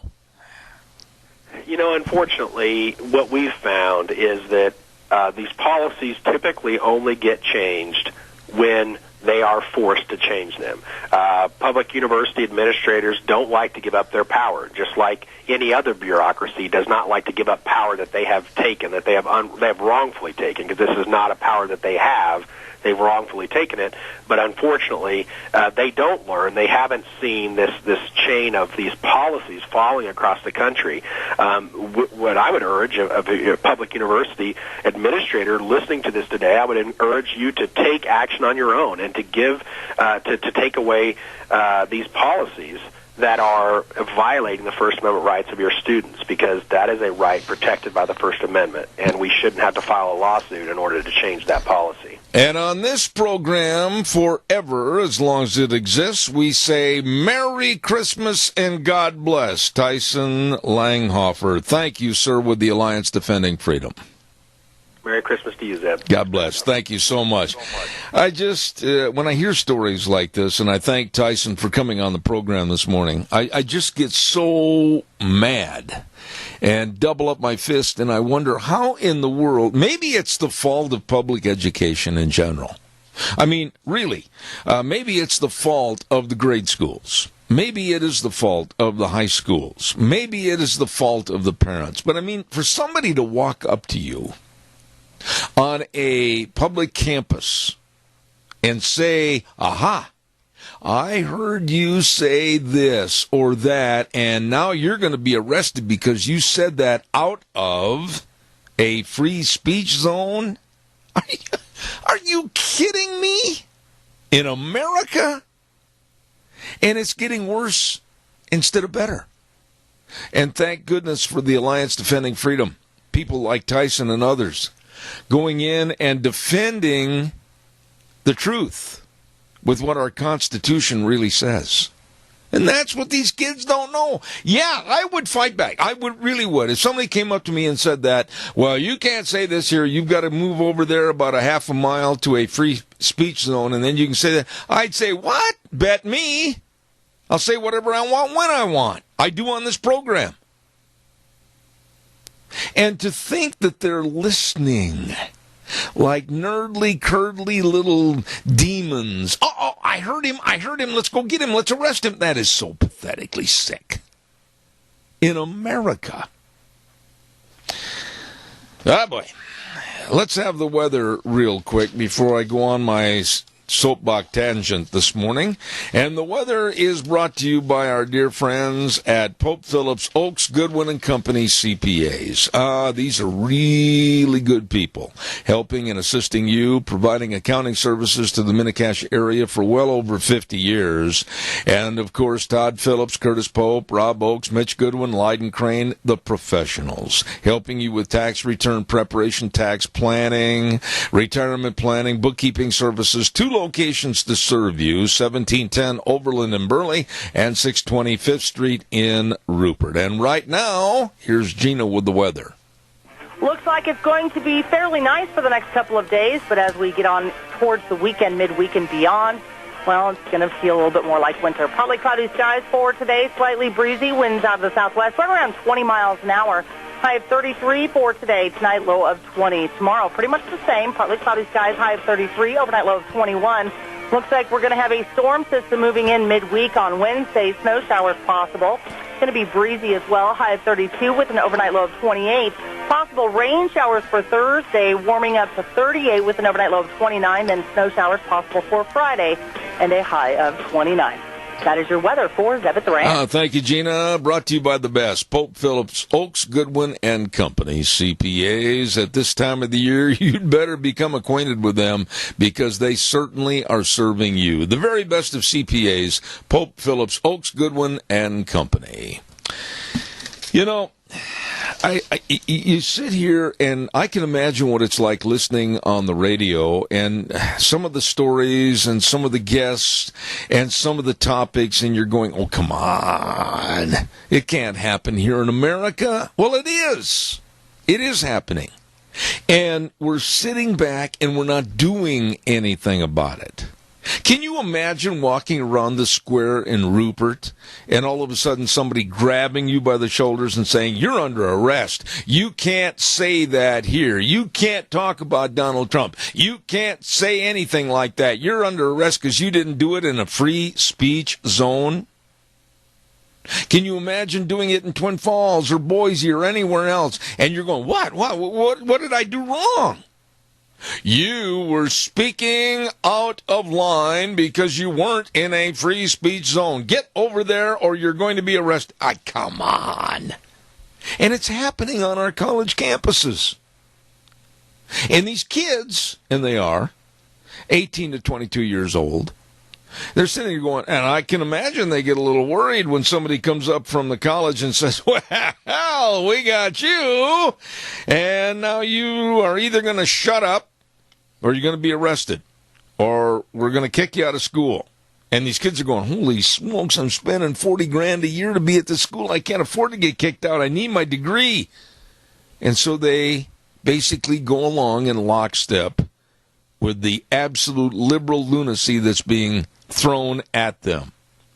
Okay, I fight back. I mean, that's my nature. I'm not going to have anybody tell me what to do or what I can't do, as long as I'm within the legal rights of what I should have as an American citizen. I would say go ahead and arrest me. Yeah, go ahead. And then I would contact each and every person I know that can help and assist me, and we would blow that school right out of the water, or that university. They'd have so much egg on their face, they'd look like they'd fell in a hen house, or whatever's on the floor of that hen house. You know, that's the problem. People aren't willing to fight back. Little cowards, little robots, go do what we tell you. We'll program you to say and do what you want. You just go do it. Wait a minute, you stepped out of bounds. Now we're going to slap your hands. Is that America? Calls are welcome, 436-2244, 1-866-927-4587. I know something that is going to be 100% American, and that's going to be the way we celebrate Christmas at Denny's this Thursday. We're going to have an old-fashioned Christmas at Denny's Restaurant, America's Diner, this Thursday, December 15th, from 8:06 to 11. We're going to have carolers from Oakley High School. Great food. Oh, you know that. And prizes. Don't forget, we're going to have an ugly sweater contest for both men and women. Wear your ugly sweaters in there. Yeah, buddy. Christmas the way it should be at Denny's Restaurant, America's Diner, this Thursday. Don't you miss it. Good morning. You're on the air. Yeah, but Earl, listening this morning kind of to several of the topics you've been hitting on, it reminds me of in high school, and I was in the draft, and I had an A1, I think, for being drafted to probably go to Vietnam. And listening this morning, I hear all of the reasons why we were going to Vietnam, because we were up in arms against communism. Yep. And that's exactly what I'm hearing this morning. Yep. On your show. Yep. Is this taking us over? Earl, why have we become like little meek sheep? I just don't understand how anybody would accept the fact of somebody walking up to them and telling them, oh, you can't say that. Now get over there in that circle and you can talk to your other very right-wing friends, and don't ever come out here and say that again. I would absolutely tell that jerk where he could go and how to get there. Well, what I'm trying to say is we're just selling ourselves out to more socialism, larger cooperative type farms, investment groups, corporations. We're losing our individuality in this nation, and that's why I think we're being so easily taken. I agree. I hope I'm saying the right thing. No, you are. Like you are, girl. But let me ask you this: it's got to stop now, because it's not just at Grand Valley State University in Michigan. It's not at Boise State University. It's not down at Arizona State University. It's not back at Florida State University in Florida. It's going on like a sweeping cancer across this country, because one big reason: our kids, whether it's elementary, high school, or college, they've not been taught what their rights are, and they're not standing up for their rights. And quite quite frankly, I think it's about time to be very belligerent, stand up, stick your chin out, and say enough is enough. Well, yeah, but I think we're waiting too long in our children's lives to teach them this. I agree. They need to be taught this at age 3 or 4. Yeah, I agree. And now, by the time the schools are done with them, they're entitled to the whole damn thing, and the ability to be entitled is the resources are going to be gone, and we're going to find ourselves in a communistic country. I agree. Earl, always good to hear from you. I've got to run to the news, but I appreciate your call. God bless you, man. Merry Christmas.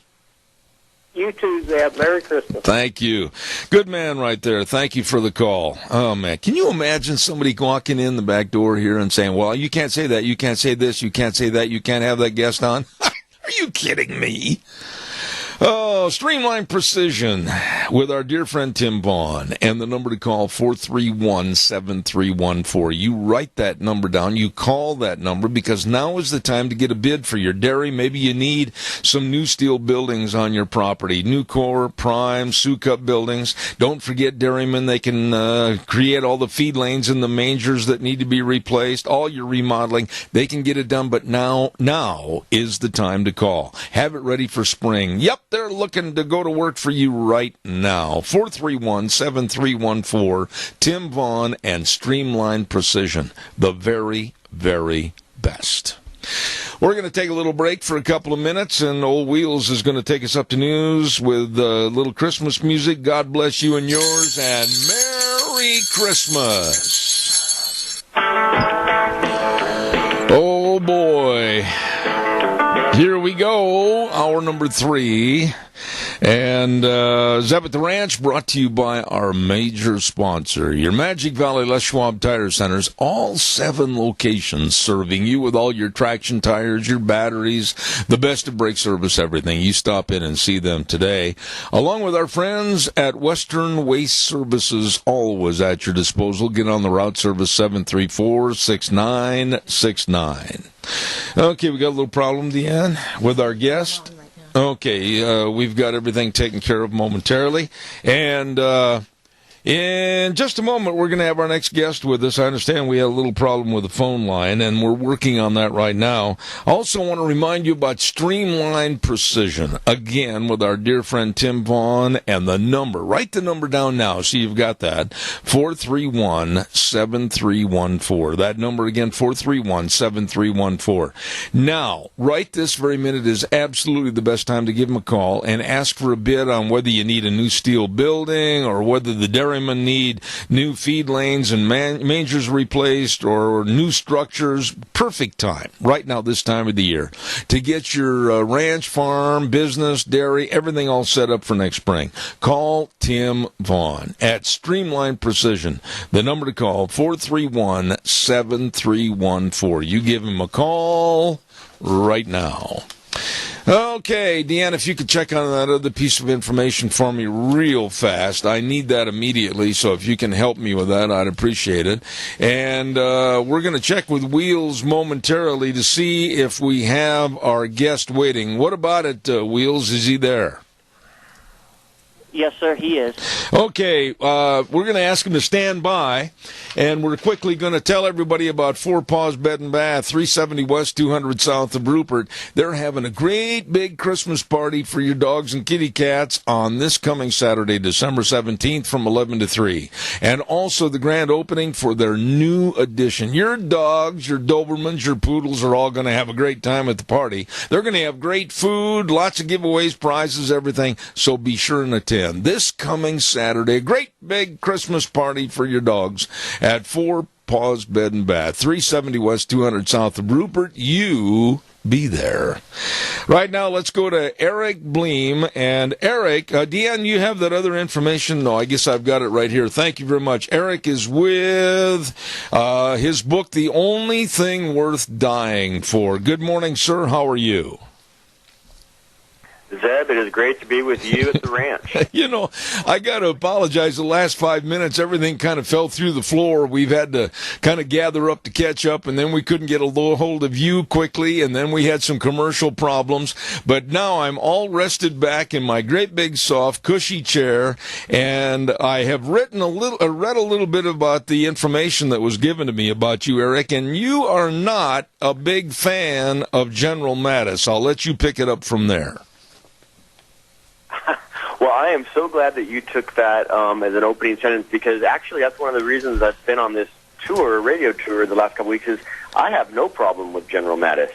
What I did do is I wrote a book that was published 6 years ago called The Only Thing Worth Dying For, and in that book I reported a true event. It was a story of 11-man A team of Green Berets, one of the first teams that went into Afghanistan after 9/11. Right. And through the course of my research, only speaking with eyewitness accounts of those who were there, I reported that very early mission in the war. And General Mattis played a role in that team's story, because I won't go into the whole story of this team, but the bookend of the story is they went in November 2001, shortly after 9/11, and during the course of 3.5 weeks, every member of that A team of Special Forces Green Berets were either wounded or killed. And during that same 3 weeks, Hamid Karzai, who they were assigned to, rose from virtual obscurity to become a leader of a nation. They were a team that was his military advisor, and they saved numerous villages from slaughter from Taliban retribution forces along the way on their journey from the Hindu Kush Mountains to Kandahar. And on one horrible day, a 2,000-pound JDAM bomb dropped from a bomber errantly landed on top of their position, wounding or killing almost all of the men, plus almost 50 Afghans who were guerrilla fighters who they had been training and working with. In the flash of a moment, these men were in a point where they were fighting for their survival. 8 of them were critically wounded. 2 of them were killed instantly, plus dozens of Afghans, dozens of walking wounded because another American team had co-located with them. And by chance, I wrote about this story, and I researched it very, very, very deep research, spoke to eyewitnesses of all aspects of that day. And 2 of the interviews I conducted were with Special Forces guys, Green Berets, who were co-located at the closest units that had the ability to respond to this medevac, this mass casualty medevac situation. And that was the Expeditionary Unit of Marines at Camp Rhino near Kandahar, led by General Mattis.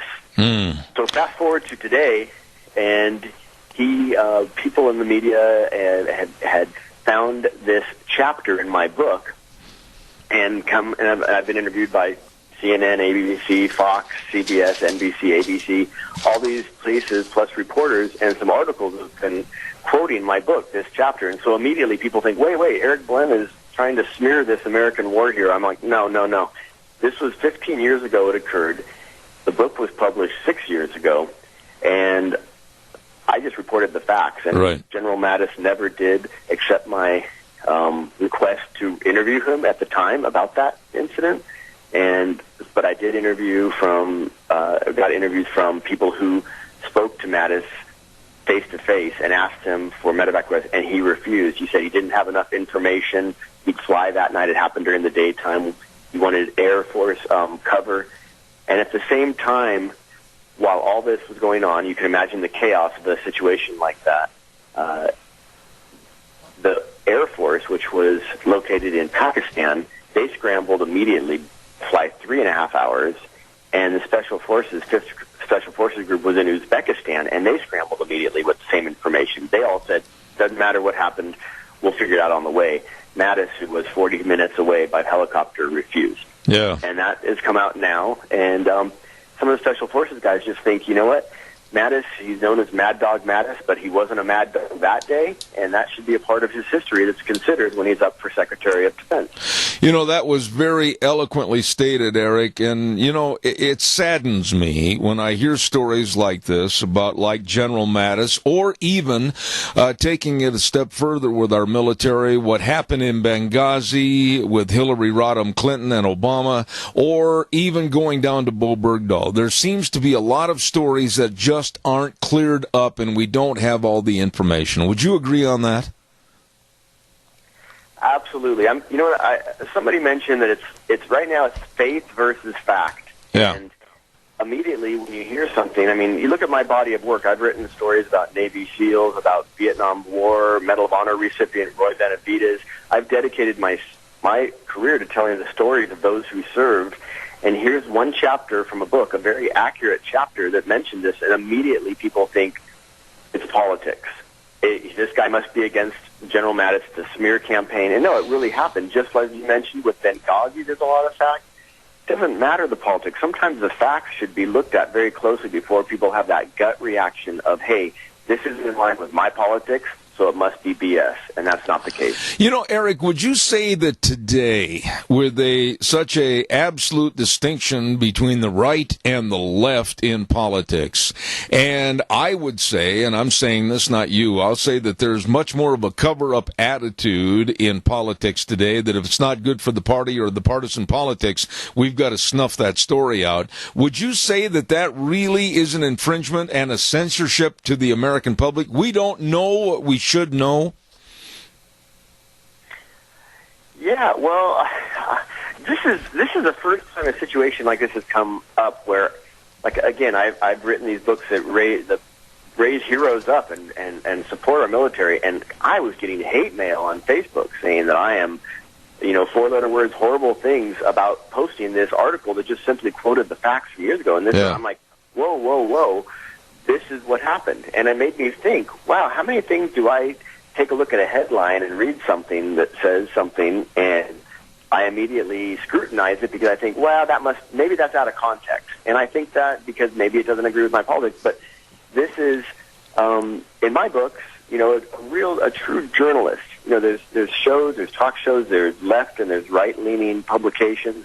A true journalist should keep his or her opinion and politics out of a story, and I've been so careful to do that for so many years. And I think that, honestly, in some ways, I think it hurts me because people do want to hear what they're in line with, and sometimes I don't think people want to know the facts. They want to hear what they want to hear, and again, I don't want to generalize everybody because there are people that very much have come back and defended me in this and saying, hey, you know what, this is what you reported from years ago, and you did a great job, and they read the chapter in the book, which actually I have up on my Facebook page, Eric Blem, Facebook.com/Eric Blem. You can see the pages about Mattis for free there. I'm not trying to sell a book on this. But if you look at it, you know, it really is that faith versus fact situation. And I will say that I think there's certain radio, there's certain television, there's certain news media who maybe don't want to hear this side of that aspect of Mattis because they want to keep that quiet because it doesn't suit their politics. I think that is possible, and I think I'm experiencing it now. You know, I really appreciate your being candid and honest on this program, and that's the only way I want it on this show. And I don't know, I'll confess, I don't know all I should about many of the cabinet members that are being picked for various posts, and Mattis is one of those that I don't really understand a lot about his history, etc. That's why when I saw the opportunity to get you on this program and discuss this, I thought it would be an amazing story to tell.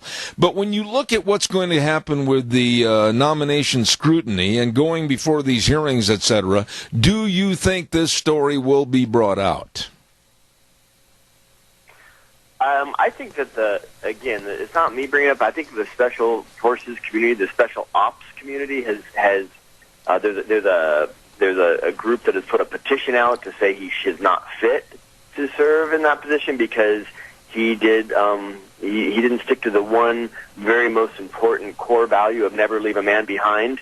Some people are saying, well, he relieved General or Colonel Dowdy of duty in Iraq, you know, a year plus later after this event. for doing what? Hesitating in battle. And they're saying, well, he only didn't hesitate in this situation. It wasn't even a battle. It was a friendly fire incident. There was no battle. There was no combat going on. And he not only hesitated, he didn't act at all. And other people took care of the problem, even though he was the closest with the ability to do so. And so when there's people shouting out those type of words, I think that there's no way that it would be avoided during the confirmation. But step back from that and look at the facts of the whole situation. And I see General Mattis as a widely respected patriot. I see him as being, believe me, from the people I've heard coming back, a beloved among most Marines. The grand majority of Marines love him. He served his country well. He served all of us honorably for, 40 years. And if I look at this objectively, I say his decision on December 5th, 2001, when this incident occurred, if that's the one mistake over a career that spanned that long, it would be a very difficult standard by which to judge him in his entirety. Let me ask you this, Eric. I want to be careful when I say that because I don't want it to come across as my opinion. I don't think I'm unqualified to answer the question whether or not he is qualified.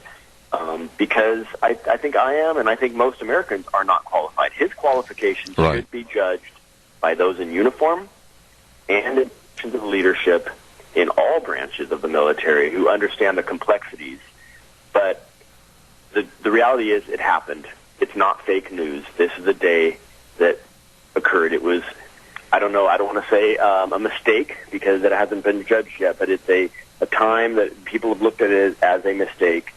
And, he really does, I think, when you're going up for a position like that where you're going to lead all branches of the military and there's one group of special ops guys who are pretty concerned about that day and remember it and won't forget it, and they feel that men potentially died or their wounds were increased, the severity of the wounds and what they've lived with ever since, were increased because of the lag time in response.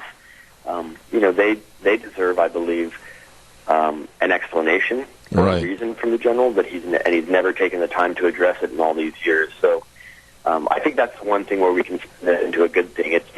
It brings focus back to that day and these men and their mission and what they did and what they accomplished in Afghanistan. And we can honor Donald Jefferson Davis and Daniel H. Pettitori and Brian Cody Prosser, who died that day, by looking at it. And if he does become the Secretary of Defense, hopefully looking at, he's known as a warrior monk and a very studious person. At the same time, he is thoughtful and he is strong and he is tough. I think looking at a situation like this where he had to make a decision like that, and whether he feels that he should have done more that day or not, I think it will make him a stronger and a better leader for the future. And that would be the way we could honor those men from that day. You have the expertise and the knowledge, Eric, by writing the book, The Only Thing Worth Dying For. You know more about this answer to this question than I would. But with the selection of General Mattis as possibly being the defense secretary, and there are those on the left that say, no, we want civilian control of our military, a core principle, they say, of U.S. democracy. Here's a man that knows what's going on, boots on the ground, so to speak, as opposed to a civilian. Which one would you lean for? Oh, gosh, I'm sitting here telling you I can't tell you my opinion because I keep it out of my books.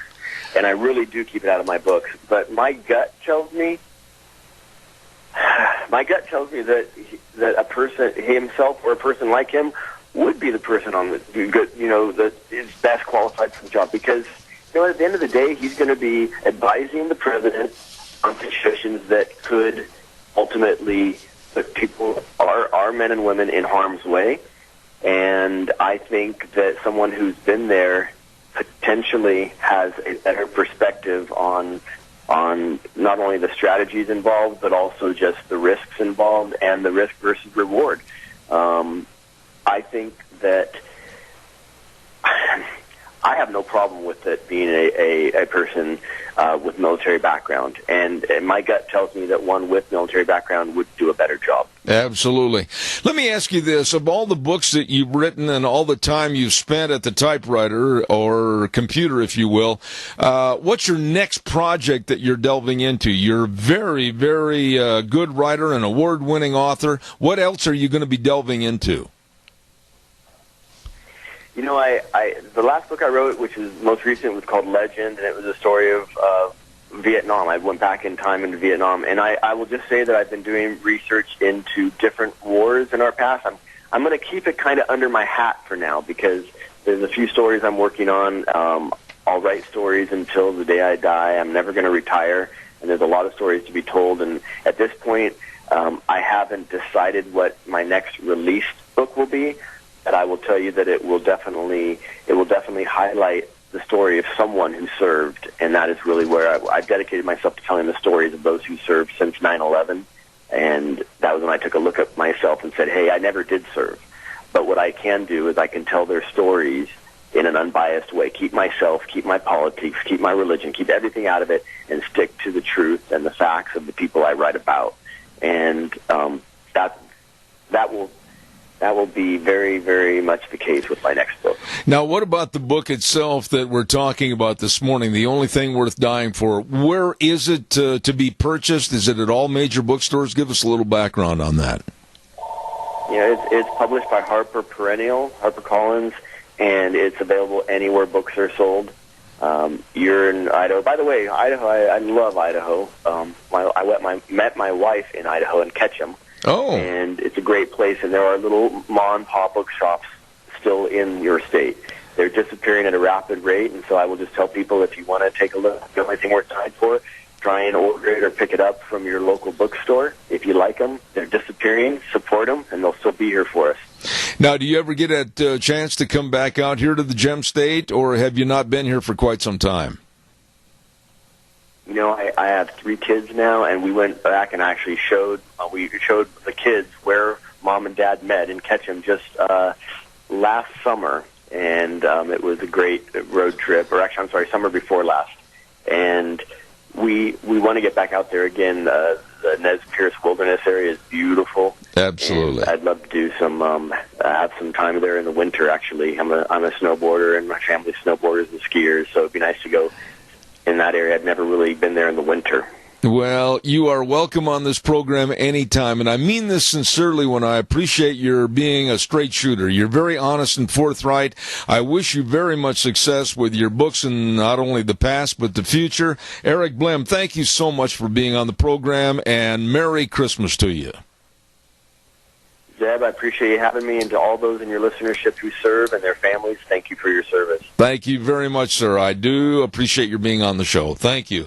Very nice man, and brought up some absolutely good questions about General Mattis as possibly the Donald Trump selection for Secretary of Defense, and we'll see what happens at those Senate hearings. Thank you very much. A great author right there, and he's been on the New York Times bestseller list many, many times, so congratulations to him and his great writing ability.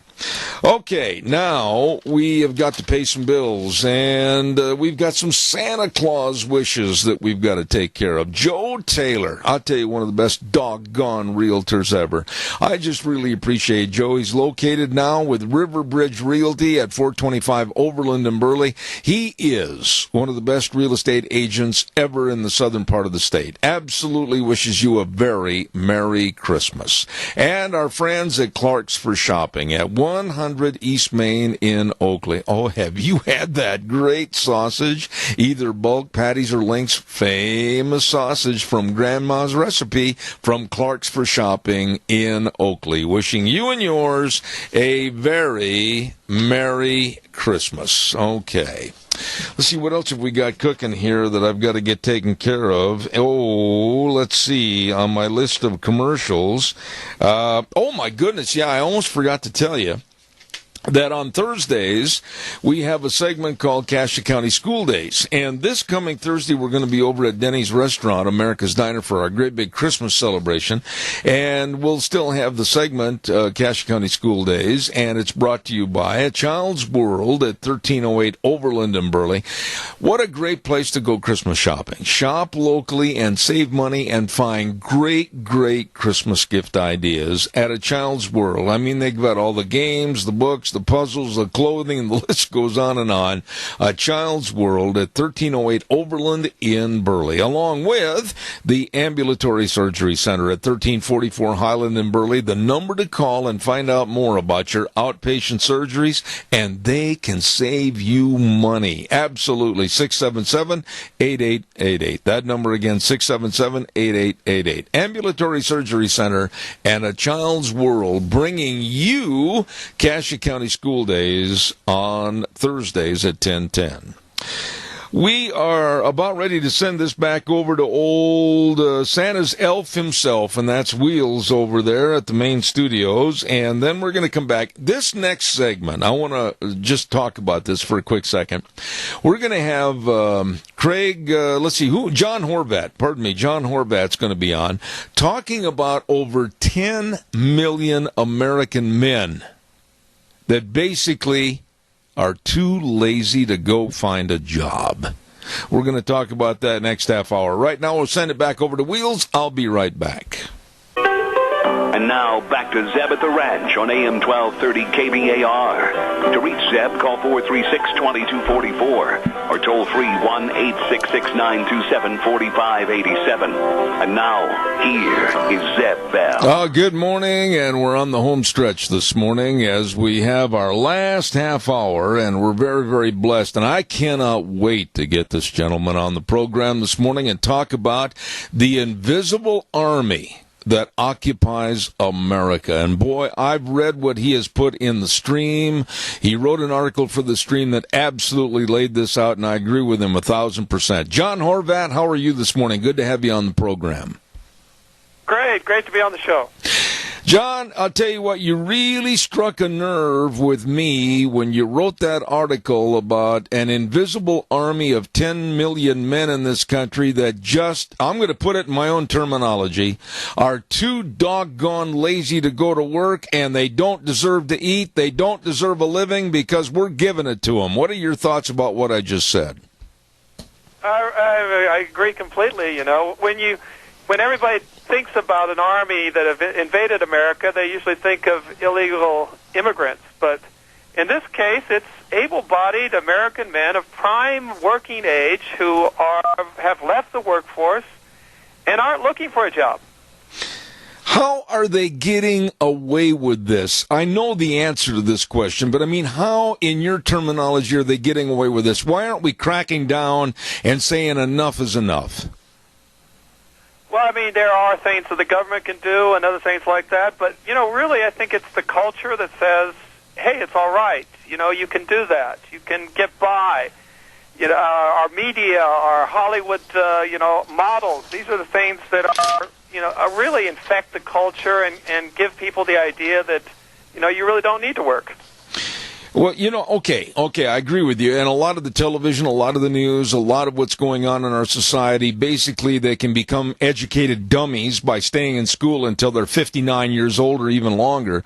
But we've got to change this culture. Our welfare system is such in this country right now that I would imagine that if we took file by file, case by case study, I'd venture to say that over 30 to 35% or more of the people drawing the dole from the American public trough probably don't deserve it and should be booted out in 60 days and welcome to the real world. What are your thoughts? Oh, absolutely. That is, it's much needed because, this helps perpetuate it. It keeps it going. Some of these people, these 10 million men, are on 1, 2, 3 different programs, and they're just taking the money and that's it. You know, though, John, I've had people tell me on this program, oh, well, that's too much work. Oh, my goodness, we couldn't possibly study every case. We couldn't possibly weed out all the culprits. Wait a minute. It'd still be one heck of a lot cheaper to do that than it would be to continue them at the public trough, would it not? It would. And, you know, it's as if it's our problem. It's really their problem. They're the ones that are in trouble, and you know it's not our problem to feed them, to give them to take care of them. People need to take care of themselves. How did you arrive at that 10 million number? Give us a little background on that, if you would, please. Right. I mean, it's a pretty secure number. It came from a book called Men Without Work, and it was written by Nicholas Eberstadt, who is a scholar who has done a lot of research. His book's just full of statistics and graphs and charts. It's really, really well done. I have no reason to doubt that 10 million figure is pretty accurate. What do these people do? I mean, I'm sorry, I've worked since I was 14 years of age. I'm not bragging about it. I'm not boasting about it. That's just the way I was raised. But how do these people live? What do they do? What kind of incentives do they have? I mean, did you talk to any of these people? No, I haven't. But I mean, everybody knows somebody in their family or somebody that you meet or talk with that's pretty much in this category. But most of all, if you look at what's written about this subject, these people are living off not only the government but also their girlfriends, their wives, their parents. People who support them. And the funny thing is, they're not poor. They're not in the poverty lines. They're living pretty comfortably. They're not rich, but they're living pretty comfortably, and that is a tragedy. When you say that they're living off their wives or they're living off their girlfriends or whatever, what does it tell you about the male in American society right now? I've said for a long time on our program, by the way, that the males on sitcoms on television and commercials and everything, they're looked at as ridiculous, dumb, slovenly individuals, and this proves my point. Would you agree with me? Yes. It's part of the war on men. The men are supposedly we've have led the country. We've been we've abused or oppressed the others, and so now it's open season on men, and men are incited not to be men, as you say, on the sitcoms, in the colleges, in the universities, and even on the job market. When you look at this 10 million number, you must be really concerned that maybe your number's way too low, especially when you see newscasts nightly of the millennials standing on street corners not doing a doggone thing, living on the dole. That number could inflate itself by twofold before the next, by the year 2020. It could, yeah, absolutely. I mean, if it's considered socially acceptable, yeah, and you're living a comfortable life, a lot of these people are not doing anything. They're watching television 5.5 hours a day, average. Television and movies. They're on drugs. They're socializing. They're just pretty much doing nothing, and that is just such a waste of abilities and what God made them for. It's not just to be sitting around. They definitely have talents that they should be using. Well, now, you mentioned God, and I'm glad you did in that last sentence, because I'm not going to be able to give you the exact location, but out of my memory, I believe it's in 2 Thessalonians in chapter 3. I'm not sure of the verses. It mentions that you better work to eat and you better work to earn a living, and these people are definitely not doing this. No, they're not. And it's weighing down the country. There's all this talk now about bringing the jobs back, and we might just bring back the jobs and nobody shows up, because that's where we're at this point. Now, explain that a little bit, because I remember you had written that in the piece, that you said there are men who don't want to work even if a good job was offered. My goodness, what do we do to rectify this? Yes, just to add a little bit to that, There are manufacturers here in the United States. They're just looking for people to employ. Okay. There's something like 2 million manufacturing jobs will go vacant in the next 10 years, just at the present, as it stands now. So, if we bring these jobs back and the manufacturing jobs back, we will face a dearth of jobs, a dearth of people of skilled workers we won't be able to fill. We have a caller with a question. I'm sure they're getting as irate as I am over this subject. Caller, go ahead, please. You're on the air with John Horvat. Yes, I believe the scripture you're looking for, and I don't know if this is the exact one or not, but it said, the one I remember says, "Behold, thou shalt not be idle, for he that is idle shall not eat the bread, nor wear the garments of the laborer." Well, that's absolutely one of the thoughts I had. It really says it all. That's exactly right. We're not made to be idle. Okay, but John, certainly when you write a story or when I get on my radio talk show, we have the stories of negativity, but then we also try to create something as a bright spot at the end of the tunnel, not a train coming at us head on. In other words, try to have a solution. What is the solution to this mess in your memory? Well, I think definitely the government could do less. Could cut off a lot of these things, but that's not the real solution. It's found in the schools, it's found in the family, it's found in the churches. Those are the places where these kind of values need to be instilled. When you grow up in a family, on a farm, or whatever, you come out with certain values, and these people certainly are simply not coming out with values. They're simply coming out with the wrong ideas. One of the paragraphs that was in your excellent article in the Stream, and I'd like to quote it and read it, there is no doubt under which category the unworkers fall. Surveys find their activities include attending gambling establishments, tobacco and drug use, listening to the radio, and socializing and communicating with others. Another pastime among men in this category includes watching television and movies, which consumes an average of 5.5 hours a day. My response to that little paragraph is, what a waste of a life. That's it. Yeah. The author called it infantilization. You've gone to the point where you're acting like children. Well, yeah, but we even give our kids more inspiration and go, if you will, to get out in the world and try to achieve, try to make something of yourself. If not to make the world better, but to make yourself and your circumstances and your environment better. These lazy slobs aren't doing anything.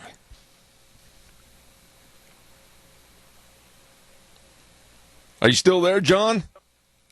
Yeah, I am. You just sort of faded out a bit. I apologize.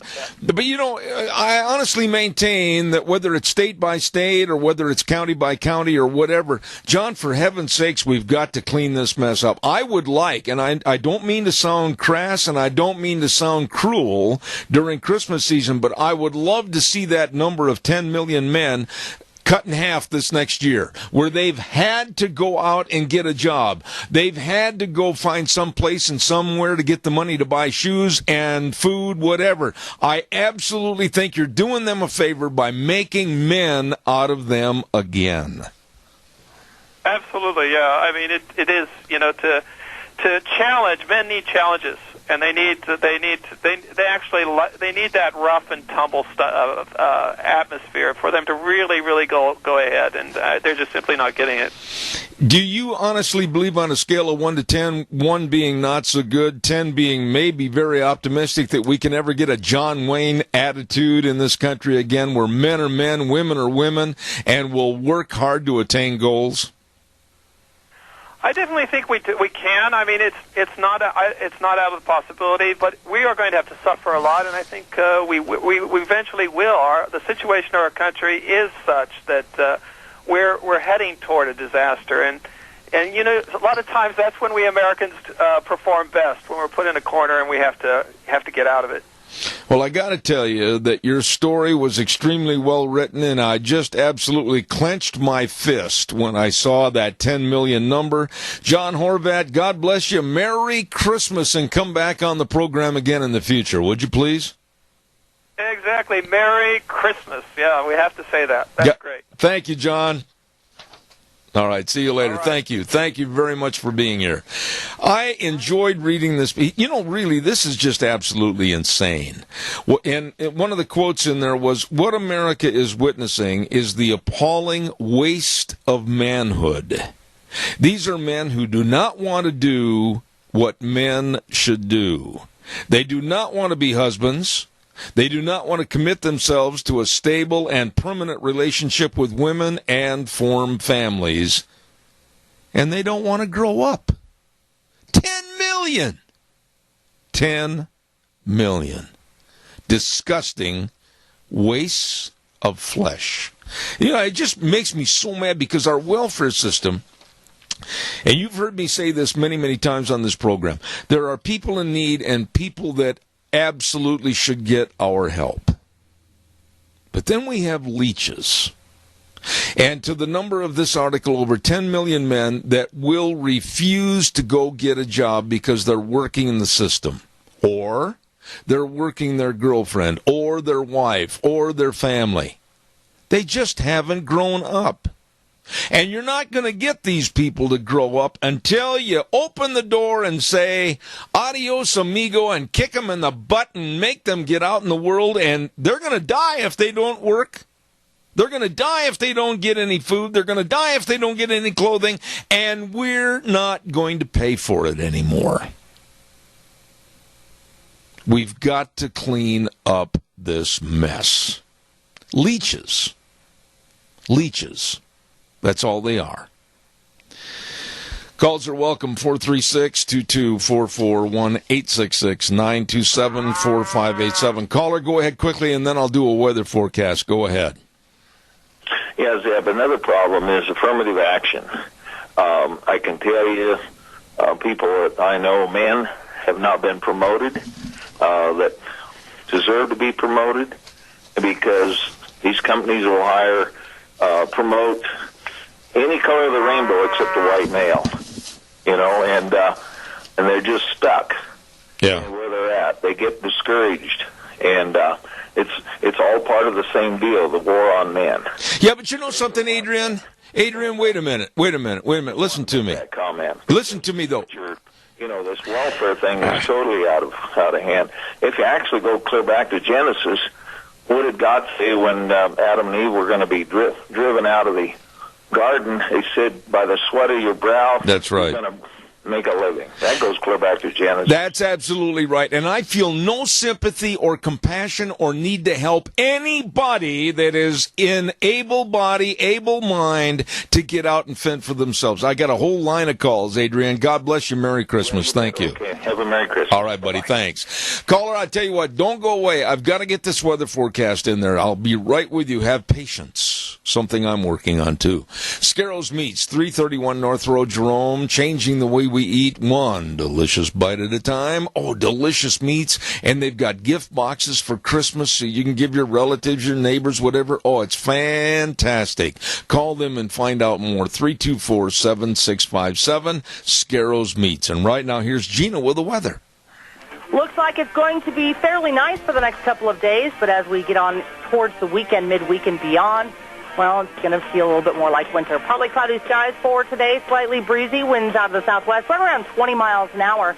High of 33 for today, tonight low of 20. Tomorrow, pretty much the same, partly cloudy skies, high of 33, overnight low of 21. Looks like we're going to have a storm system moving in midweek on Wednesday, snow showers possible. It's going to be breezy as well, high of 32 with an overnight low of 28. Possible rain showers for Thursday, warming up to 38 with an overnight low of 29, then snow showers possible for Friday, and a high of 29. That is your weather for Zeb at the Ranch. Thanks, Gina. Brought to everybody by Don Scarrow and the crew at Scarrows Meats, 331 North Road, Jerome. The number to call, 324-7657. They are changing the way we eat one delicious bite at a time. Thank you, caller. Good morning. You're on the air. Zeb, where has the pride gone in men that we let other people support us. These guys are lacking pride in themselves. Absolutely. I support my family. I support myself. Where has that all gone? No, I agree with you. I just don't understand how anybody can be a leech like this and not work. There are many, many millions, 10 million estimated, that absolutely will not get out of bed in the morning at any specific time. They're not going to do anything. They're going to watch television. They're going to stay in their bathrobe. They're just going to go to the park and sit. What kind of a life is that? And why should you and I, as taxpayers, support these lazy, worthless men?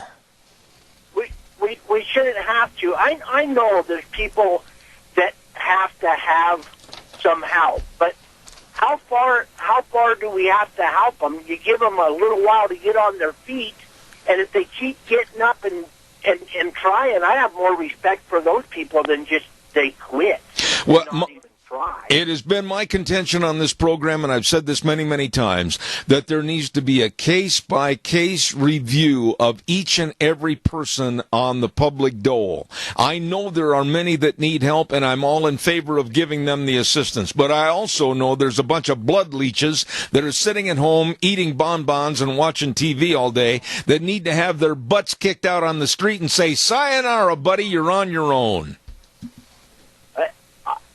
I hope that when Trump takes office, that they start taking a look at that and maybe getting a lot of these people off and some of that doesn't deserve to be there. Absolutely. So, well, I appreciate. That'll happen or not, but it'd be nice. I appreciate your call, and to you and your family, a Merry Christmas. Thank you so much. Thank you, Zeb. Thank you, sir. Did I have another call, Wheels? I thought I heard one in the background. Did I? No, sir. Oh. You're all right. Well, I'll tell you what. I know so many people that are working 1, 2, and 3 jobs to support their family. And they've got that 5-letter word. They've got that pride. They are out there doing as much as they can to create their own bread on the table for their own family. And then when I hear stories about these idle men, absolutely worthless, 10 million that stay home and they don't want to work and they won't work even if a good job is offered to them. And I sit there and I go, wait a minute. I'm working and I'm 69 and I'm not going to retire anytime soon. I can't. And yet these leeches are actually living on some of the funds that I've grown and administered to my family. I have to pay in as far as taxes are concerned, and I'm helping support their lazy, slothful attitudes. Get me a break. Good morning, caller. You're on the air. Talk to me, caller, quickly. Oh, hello there. Hey, I just wanted to say, the only help that a lot of these people need is help to get a job. And there are jobs available, training available, and everything else. And I don't want to hear that garbage about, oh, there's nothing out there. There's always something to do and some way to earn a living if you want to look hard enough for it. And I'm not going to take that garbage of I can't find anything to do. Hey, all right, buddy. Thank you for your call. Thank you. Okay. Bye. One of the subjects that just infuriates me, and I just like to see those 10 million lazy slobs absolutely sitting on the street corner going, holy cow, I don't know what I'm going to do. I can't buy a cheeseburger. I can't get new Nikes. Why, my funds have dried up. Good. Don't forget your Magic Valley Les Schwab Tire Centers, all 7 locations serving you. 7 locations with all your snow and ice and traction tires for all your vehicles, your cars, your pickups, your SUVs, everything. Right there with Lane and Rupert, Dave on Blue Lakes and Twin, Mike and Buell, Mike and Jerome, the Twist family and Paul, Daniel on Pole Line in Twin Falls, and my buddy Randy on Overland and Burley. All your traction tires, all your tire chains, the best of batteries, the best in brake service. All of this and more for your safe wintertime driving. At your Magic Valley Les Schwab Tire Centers, you stop in and see them today. Caller, quickly. I've only got about 30 seconds left. Yeah, my dad taught me that any job is better than no job. And if you're at the bottom then you start at the bottom and you work your way up. Amen. How you do it. I appreciate it, sir. Merry Christmas to you and your family. Yeah, Merry Christmas. Thank you. Got to run. I'm late. Zeb at the Ranch for today. We'll be back tomorrow morning at 8:06. We'll ride the horse for 3 hours to 11. Don't forget, we're going to be over at Denny's Restaurant on Thursday for our Christmas party. Going to be a lot of fun. Until tomorrow morning, God bless. And remember, the way things were are the way things ought to be. See you tomorrow, Wheels.